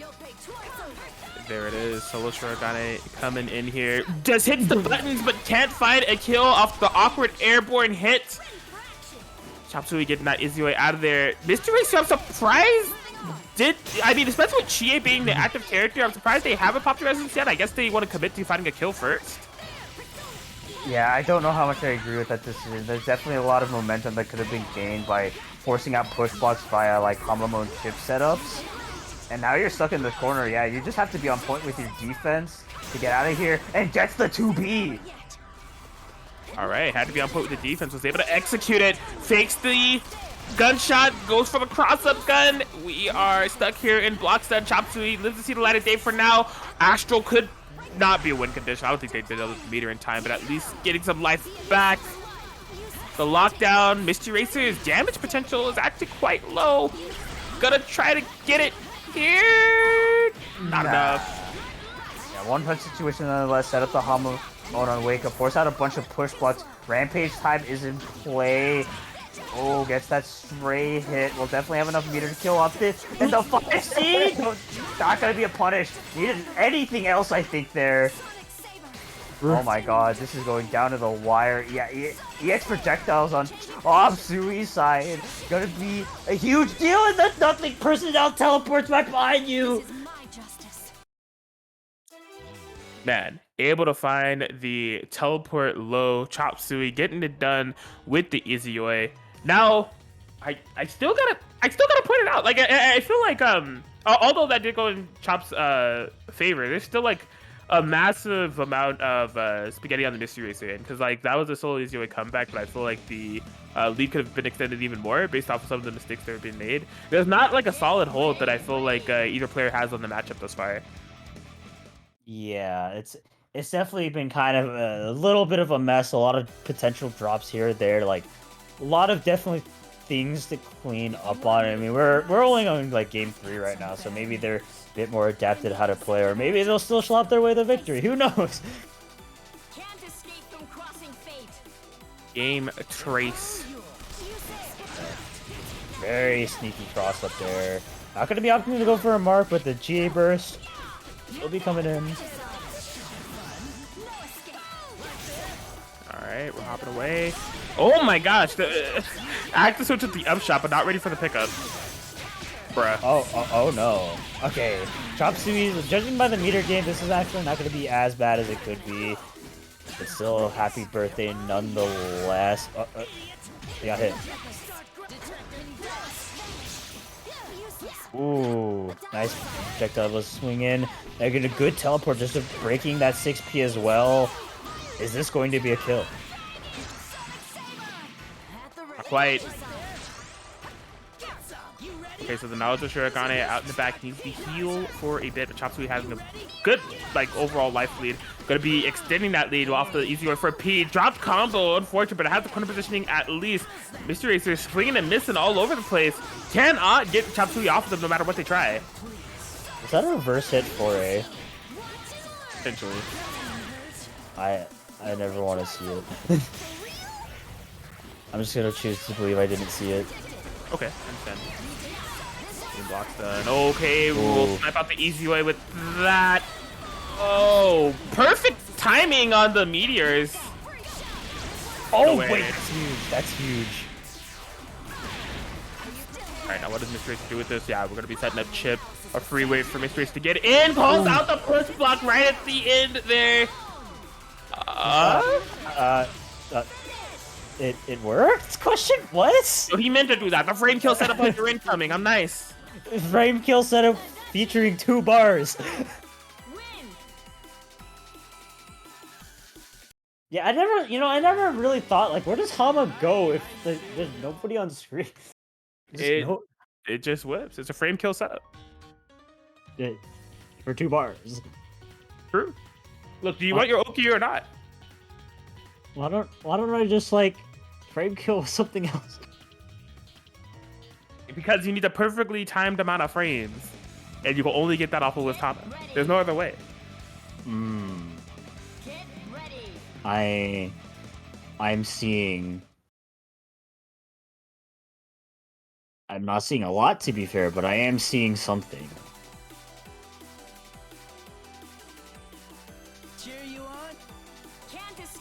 Alright, yeah, 2-1 in Mr. Racer's favor.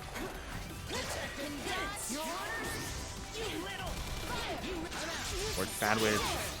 Able to block the Azio cross up. Alright, yeah, get the Azio Schlachtenmulls. Getting hit with the overhead. This is... Yeah, I think you needed a burster. Oh god, you know what? He's dead. Up the toes. Massive 17-second kill there on the Naruto Shurikane. Shamsui just keeps up the pressure.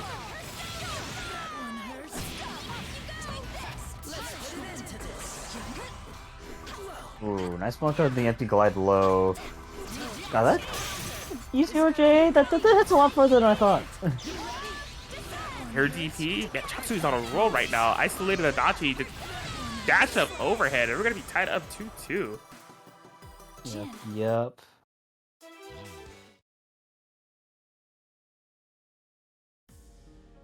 So insane response there from Chapsui. I think that is like the most grip they've had on the matchup thus far, like in terms of just snowballing to a victory, having Mr. Race locked down and not allowing for them to play. Very emblematic of what the ideal play style is for the team. And so going into that with the game 5, having that established could be in Chop Suey's momentum favor, but we will have to see. This is for losers finals positioning, top 3 payout here at WNF exclamation point match arena. We'll tell you all about that soon, but here we go. Last match of the semi-finals, starting off strong here with Misty Racer. Oh, actually clipping the toes there surprisingly enough, and baiting the burst as well. Imagine, yeah, there's going to be a mark here on this Chia. That's very huge to get in the first 10 seconds of the match.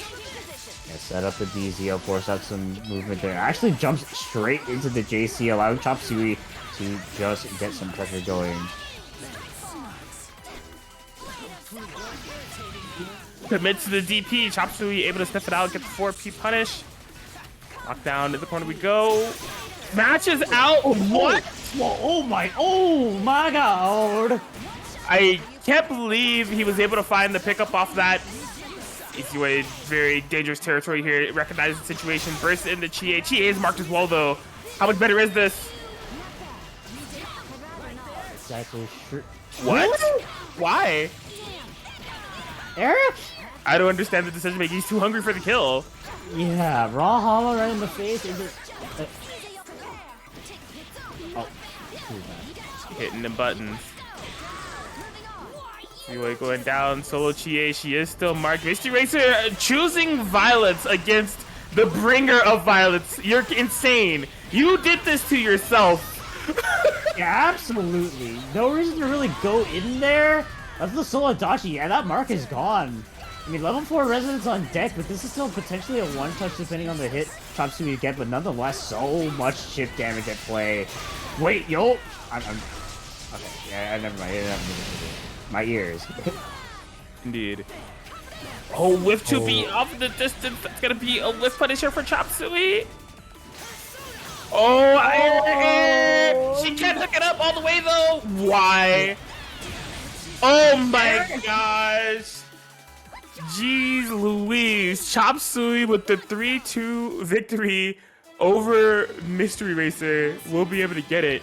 He, like I said, he was just way too headstrong to try to get the kill on that Chie. Like, he had the life lead.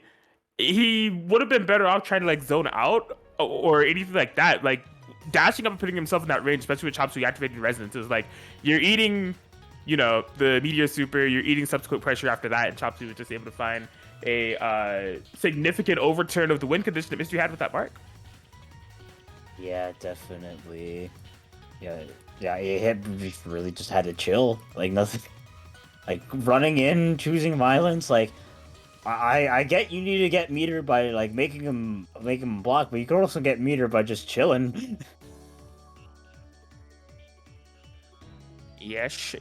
So it's Chop Suey who will have their pockets lined as far as how much we got to figure out. They'll get third, second, or first alongside Caterade and Yo Fave Scrub. Those are the top 3 for WNF BBTAG episode 29. We're just trying to figure out the order.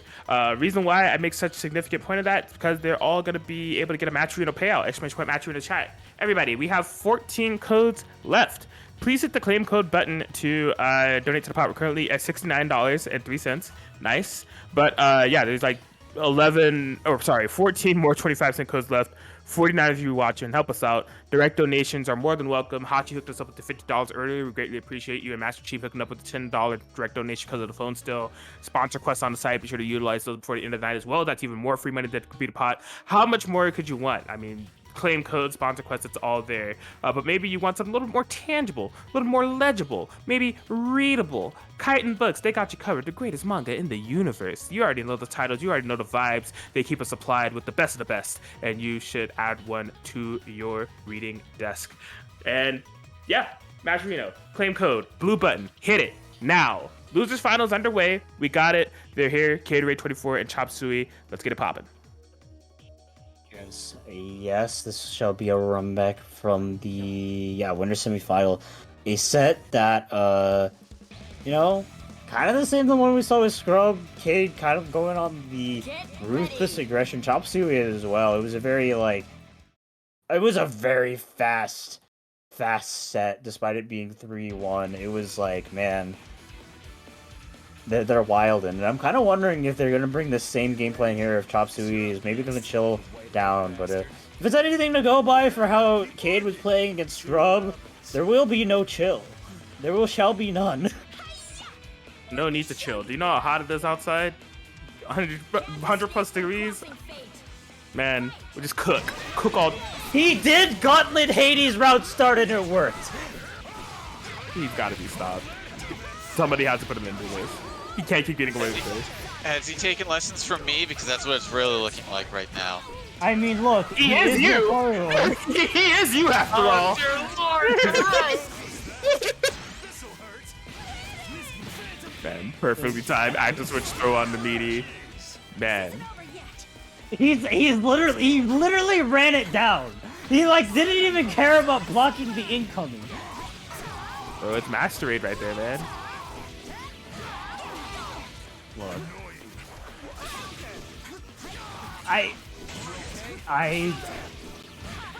Okay, Chop Suey is also wildly, but like like if Caterade is a gorilla, Chop Suey is a monkey in a top hat. That was a wonderful metaphor. Okay. Oh my! He did it! He done diddly done it! Empty your pockets! Oh! swear to God, these people are trying to make me broke. Come on, y'all. Oh Inflation, my God. give it a break. Now you guys want to steal phones? When the economy was good, nobody wanted to steal phones. Economy goes bad, we need the extra dubs. Ragnar the Blood Edge. Quarter circle back DC right now. The economy is dying. Press this input in order to save it. Insane. One hit away. Oh my gosh. There's no after. Yeah, if he could solo confirm in the super office fuzzy, that's stupid. Yeah, I mean, look. Just look. That's it. Look at Dude. what? If he can have that, then Mitsuru needs to have an air super that she can confirm off her instant overhead. It's the same thing. Find the lie. It is not the same thing. A fuzzy is not an instant overhead you can just do on everything. I You need mean, it first. it's not. Okay. Then as like a meet in the middle, let me like confirm the DP. Not a super, but like off of instant overhead, you can confirm the DP. It's less damage. Okay, can I give Orie that too? Get ready. No. You're up next. Okay, then absolutely not. Mitsuru doesn't need it. Not only is her overhead faster, it's safer on block too. At least I thought about it. Escape from crossing fate. You did think about it. Not very hard, mind you, but you did think about it. Oh wow, he actually did. Still ready for it, no matter the circumstances. Chops to get in that quarter positioning. Pin him down! Don't let him go! You need to stop this man. Yup, Chop Suey, he understands the assignment. Trying to keep the caterer locked down, don't let him free. Counter hits out the herb, but he's out the corner. He's been let loose. Sonic Saber, come. Sonic Saber. Yeah, you know, Tatsui rightfully playing from full screen doesn't want this terrifying, because look, when he gets into range, look what he does! Look. Oh my god. That could have been so much worse.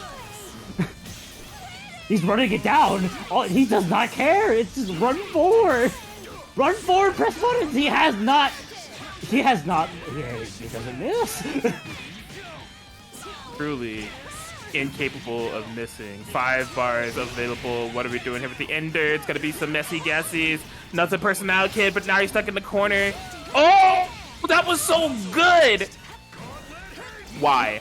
Why? I mean, it did not work. Yeah, swap sides, makes sense. Who's this guy? Unironic. I hate to say this unironically. He just like me for real. I hate it. Oh my, I hate it so much. would you have air wouldn't- DP there? You know what? At this point, I don't know anymore. Would you have air DP there? I don't know anymore, man. Yo, we're going in! We are go. Oh my god. Can run off it? Oh my, you tried. Nothing. Oh my god, where is she going? I don't know, but I know where I'm going. It's in! My name is Caterade24! And I'm going in! Okay, chill. Kill him. You need to kill him. You don't understand. Dude, I'm telling you. This is actually the perfect matchup, right? For like the run back, because Chop Suey understands the energy that Caterade is bringing to the table. In that round 2, I think they played it like mostly in the way that they need to. I'm gonna toss these Sonic Saviors. I'm gonna call Chie6P. If I have you in the corner, I'm pinning you down, and for like out to neutral, I cannot let you navigate the screen. Now, that's not to forget that Reversal Gauntlet Hades has been going relatively unpunished, but that's okay as long as Chop Suey stays steady-minded, sticking to the plan, understanding the assignment. That's the way to play this matchup. I don't have anything smart to say. Thank you for saying something that resembled words, because I was just gonna say monkey. That's it. That's why we hear a lot. We're filling the gaps of each other's just absolutely bewilderment. These BBTAG matches. He did a 2-1-4C on Rust. There is no stopping him. There is literally no stopping him. Yeah, this is definitely Gatorade Forma Day. I said what I said. I'm going to. You know what? 5C is the most normal thing I think we should. Man, you can tell. You can just feel it. Feel it that he. I'm so mad about how that works. He didn't get a combo though, so it's fine. Dragon kick. Okay. What was that shot? Nice. Nice. First safe conversion and pull up in the corner what we got. Oh wow, wake up PP. Okay, we're out of there. Chop Suey. Oh no. Oh, that's dead. Oh wait, actually he didn't go into power charge. It's surprising. Yeah, also that situation, I gotta imagine that the team has some type of conversion that could have killed there, but did not quite go for it. That's not a punish actually. I thought that was gonna be a punish. No, still just running it down. Yeah, a safe opportunity to get. Yo! Oh my god. The footsies. Don't let him play. He's going to Gauntlet Hades. He is going to Gauntlet Hades. Gauntlet Hades plus 4P. I hate it. He just play Hilda Ragnar. He'd love it. You know, he could play Hilda Kuragane. He could play that too. That team is stupid. Honestly, I'm really surprised no one played it. Well, then again, Hilda, why is it a low? I don't know. That's one thing I cannot explain. I will not. It is still funny, but like that's one thing with Chie I gotta admit, it's kind of stupid. The first note of Ultra UI's Gopher theme plays every time he does take a blood sight. Oh my god. Here. Chop Suey. You are not fighting a man. You are not fighting a beast. You are fighting a monster. Oh my god. He's one game away from slaying the monster. The Dark Souls boss at 2 times speed that is Gatorade24 right now on this Ragnarok. Got it. Oh my gosh. He's ready though. Chop Suey, he's recognizing the attack patterns, he's counterattacking properly, he has the proper spacing, he knows the angles and ranges that he needs to play at in order to seal the deal. Like, definitely I've been liking how Chop Suey has been playing it, mostly like kind of patiently defensively, trying to punish Gatorade for, well, being aggressive. It's just like his aggression has been so on point, like it's kind of counteracted everything. So these games have been very close. I have to just take a double take every time he does 2-1-4C round start. Welcome to the BBTAG Diner. Can I take your order? Yeah, I'll have what he's having. What is Gatorade? What is he cooking? What did he order? Like, he's insane right now. He got the full like Grand Slam of menu. The Grand Slam with head assery is what he ordered. Yeah, with the side of eggs. I wonder how he takes his eggs. Scrambled? Because there's a lot of scrambles going on in this game.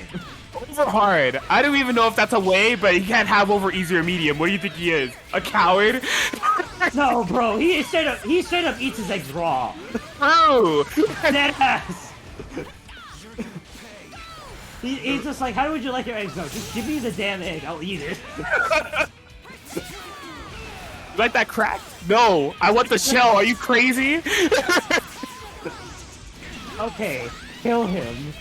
He wants it cracked just like how he is. Oh my god. Okay, that was I'll think to kill him. You have to kill him. You have You know, to we're- slay the beast. You must do it for the love of humanity. There was I no love how other way. The road had to be fixed. I love how we were gassing him up that entire round. Things I- just weren't going this way. We were not gassing him. I was not gassing up. I was trying to explain what Gatorade eats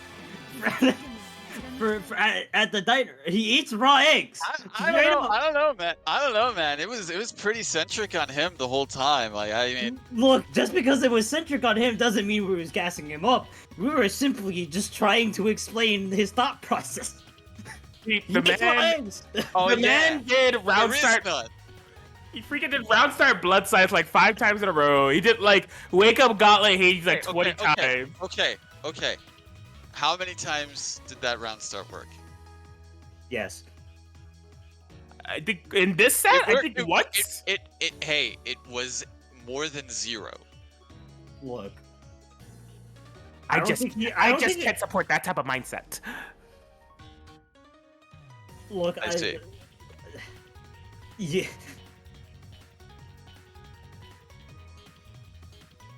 We had grand finals though. Yeah, can we get a grand? I don't know how much more I can take of this. I lost count. That was 3-2 for Chop, right? Word. Okay. Actually, I think it might have been 3-1. Was it the? Look, just give Kopsui the set. Look, I gotta be accurate here. Okay. I checked chat and I did not read Bo Blaze. But Bo Blaze, yes, definitely. Like, what was E30 cooking? I was like, wait, no, that says Bo Blaze. We out here. You know, Anyways, carry on. I'm gonna chime in real quick, and I think I know what you were thinking. Word. Look, that's for after the stream, all right? I'm not gonna lie, I saw bubbles. I saw the word bubbles. Bubbles. Alright, we got here. I don't know how we got here or what's going on, but we have a Chop Suey Yo Fave Scrub Grand Finals that's waiting and raring and ready to go. Exclamation point. Match Reno in the chat. I'm not doing the full shill. Just hit the damn. Oh my god. No! Slight typo error. Freaking. I'm so glad I didn't take a sip of my water. I would have started choking. Please just hit the claim code. Look, I'm just tilted. If Okay, so we're making that a new command now, right? Absolutely, look, just in case. All right. The Naturino, because it should be natural for you to hit the claim code every Wednesday, and if you don't, you're an animal. That's what I'm trying to say.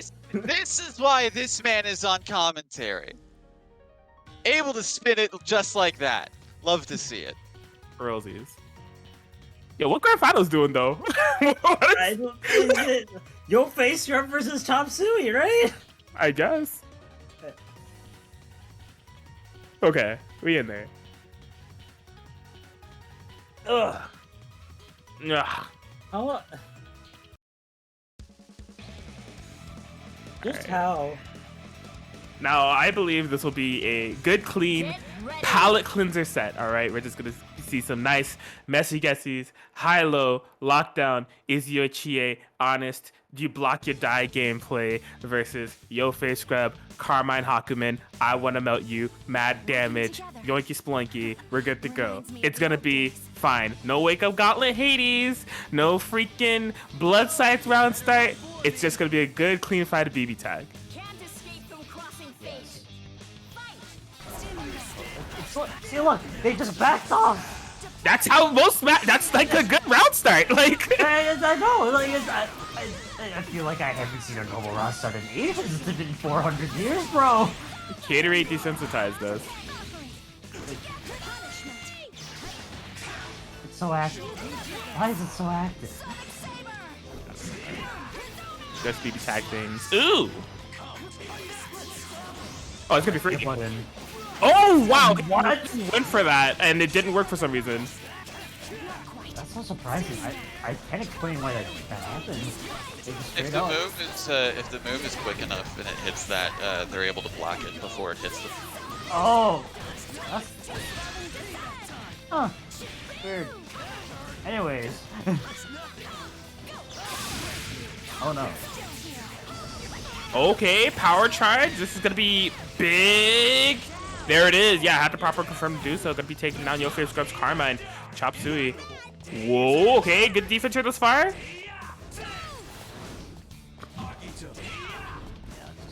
Playing relatively efficiently, but does find that good opportunity to get that jump in. I think that was a drop combo. Potentially. I think Scrub was trying to find the big hits. I could believe that was a reset attempt. Okay, relatively calm CC, but more importantly, wasting a good amount of that resonance time. Yeah, it's no use out of this resonance at all, just constant aggression. Hakumen really can't get through this kind of like wall of like projectiles, and a nice smash out as well. This should be a kill while you can cash out, and yeah, that's the first game going over to Chop Suey. All right. Very, very normal. Yeah. I told you. It's going to we're gonna be back to it's gonna be a little bit jarring in a way, seeing normal BB tag, but we're back to life, back to reality. I know. Crazy. Not back to Oops, those go gravity. oops, there goes spaghetti.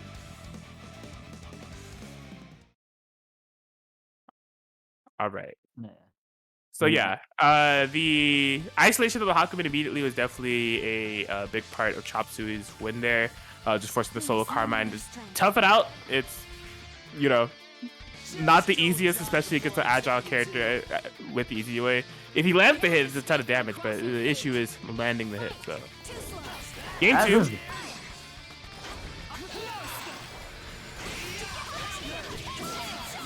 Oh no. Okay.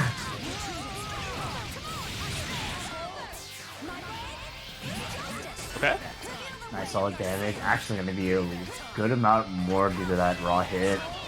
Gets it with the 6P trying to bait out the burst, but no dice. That's not gonna be overhit, but it's plus for some reason. He needs that. It costs a meter. Why not? I honestly, I can sort of give him that.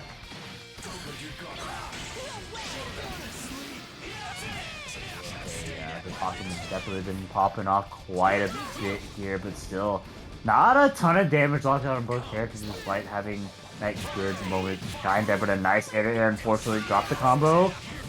Oh, suddenly this looking good. Whoop! Ooh, got hit by the raw thingy. I don't know what it's called, I'll be honest. Raw thingy? I did it. I was just like, yeah, he got hit by the raw thingy. Yeah, it was like I didn't know what it was called. Look, it was a thingy. You're not wrong. It's just like Look, I'm not saying that was the best word to say in the situation. Far from it. But it wasn't an inaccurate statement. all right. Yo-Fav Scrub, get in the game. Apparently, he keeps that thing on him at all times. Otherwise, sometimes known as the thingy. It's the thingy. Not only the raw thingy, he keeps that raw thingy strapped at all times. Don't mess with Yo-Fav Scrub. I'll be honest. I don't even remember what the button looked like. I just said thingy. It's been erased from my brain. No wonder why. I just didn't know what it was. Don't worry. Every time I see it now, I'm gonna call it the thingy. Look, I'll eventually figure out what the thingy is. Don't worry about it. No, he's gonna do something around start. You're gonna say he got hit by the thingy. No, he can't do it because Hakumen is not round start. So it was Hakumen button. You have a hint. I see. It definitely wasn't burst. I can say it definitely wasn't burst. That was the thingy. That is not the thing, but that is a thing. Yeah, but, there. I didn't see what happened. Okay. Yeah, I'm always lost. I was too focused on Chop Suey hitting that overhead, and that was a very risky DP. Yeah, Hakumen can. What if he does too much? It's just like, I mean, it's not dead, but it's like. like almost 11k for one bar. Yeah, he's not the character you want to make mistakes against. Yeah, I mean both the Scrubs characters. Let's be honest. True. Iron blockable attempt? No, just trying to cross over. And that 4P able to actually catch. Has the burst available at least. Why is this so active? That's been the tale of today. Parry maneuvers and Days Blue cross tag battle are a mistake. They're so active. Is it gonna hit? Okay, will it kill? I doubt it because this is a multi-target DHC. Yeah, not gonna even bother. Oh no! Actually, didn't believe in that hit confirm.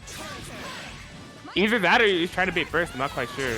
Both players kind of at a standstill there. It gets opened up overhead. Oh, Kaze! Oh, couldn't jump out in time though. Megastra. Okay, I swap over into the Easy looking quite low, but she's about to be at a very uncomfortable life total here. Yeah, catch out of the super. Perhaps a fatal mistake here as Chop Suey is left with one character, but that one character, level 4 Resident Chie Satanaka, already starting off with some violence. Thingy? Is it? Thingy again? Is it a Hakumen 5B? Yes. Okay, Yeah, he put his thingy in the fire on that. It's just... Yeah, he's just using the thingy to swipe the meatballs. Okay, kill him. I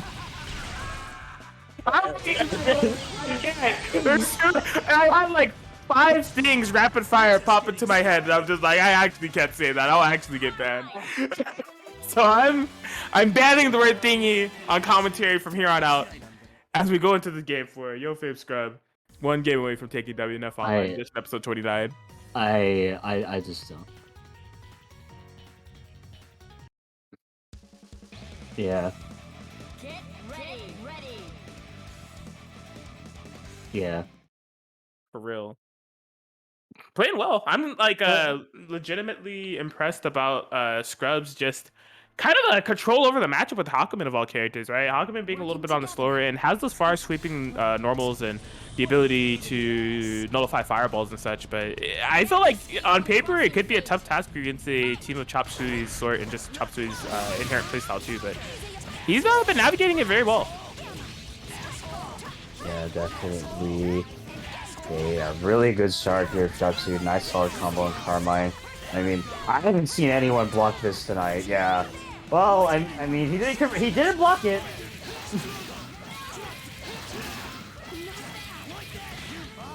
Get some life back. A nice crossover as well. That Easy looking quite low. Tried to bait a burst there, unfortunately not working out. All right, resetting. Oh my gosh, he pinwheels, stuffing things out. Scrub on a life lead. Called out the 6P. Where do you think you're going, bruh? That's illegal. That's first swap into Hakumen, honestly, but yeah, not working out. Still watching in the corner. Definitely imagine. Yeah, he wants to go in here.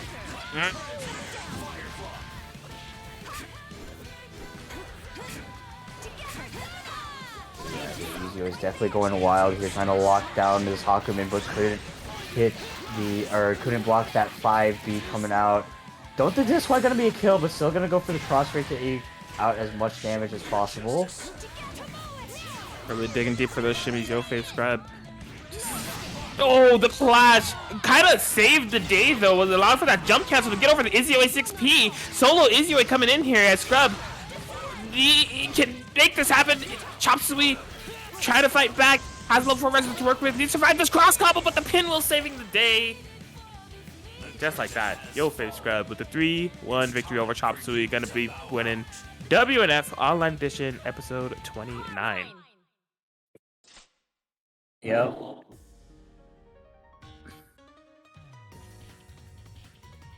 I don't have much to say. I'm boned out, bro. Bro, I got you. It's been a long night. It's been a crazy night. You know, first things first. Well, actually, zeroth thing zeroth. exclamation point matchery in the chat. While you're all still here, I got to make sure that this is here. Please claim code. There's 11 codes left. Bring us down to 0. Bring us above $70. Just don't let the night end without hitting the claim codes. We greatly appreciate all of you that have done it. The sponsor quest, direct contribution, marketplace, you know the vibes. But no, I just wanted to give a shout out to all the people that joined tonight. I mean, we had well over 20 people in the bracket. A 16 plus bracket for BBTAG in 2022 is always a beautiful sight to see. So thank you everybody for supporting and showing up to play some BBTAG here on a Wednesday night. We always love to have you all here. PS4 this week, Steam next week, you know the vibes. But yeah. Awesome being on the mic to commentate this with you all. Oh, I guess I usually run down the top 3 during this too, huh? I mean, in third place was Caterade, second place was Chop Suey, first place Yo Fave Scrub. They are all opted into that Matcherino pot. And yeah, it's like I said, we love having you all here on Wednesdays to play some BB Tag. I love being here on Wednesdays to commentate some BB Tag. I appreciate everybody tolerating my heterassery on the mic. Lily is always great commentating with you. Shout out to Scrub. Shout outs to Scrub, he won, but I meant to say shout outs to Cheap.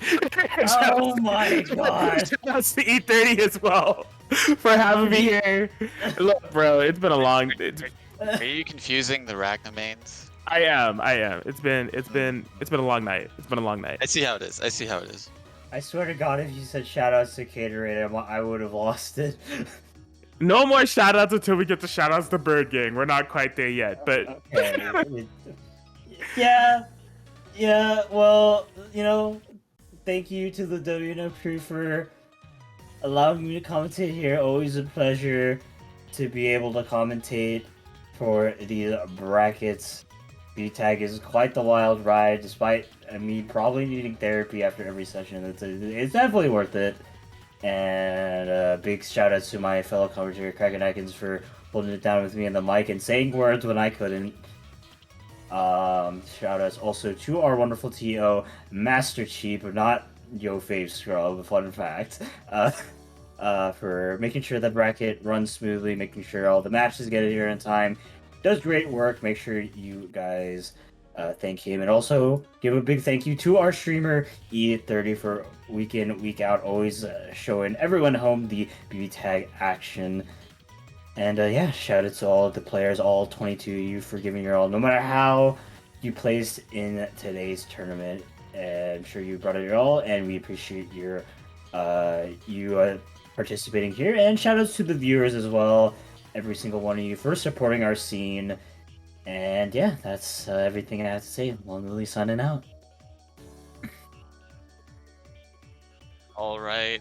Of course, you know, a lot of thank yous have already been said, but of course, thank you to Atkins and Lon for holding it down on the mic, providing insight, analysis, whatever, making sense of everything that happens in this wonderful game that we call BB Tag. Always a pleasure having you two on the mic for WNF BB Tag action. Of course, thank you to all the viewers for tuning in, joining us on this Wednesday evening / Thursday morning, depending on your time zone, of course.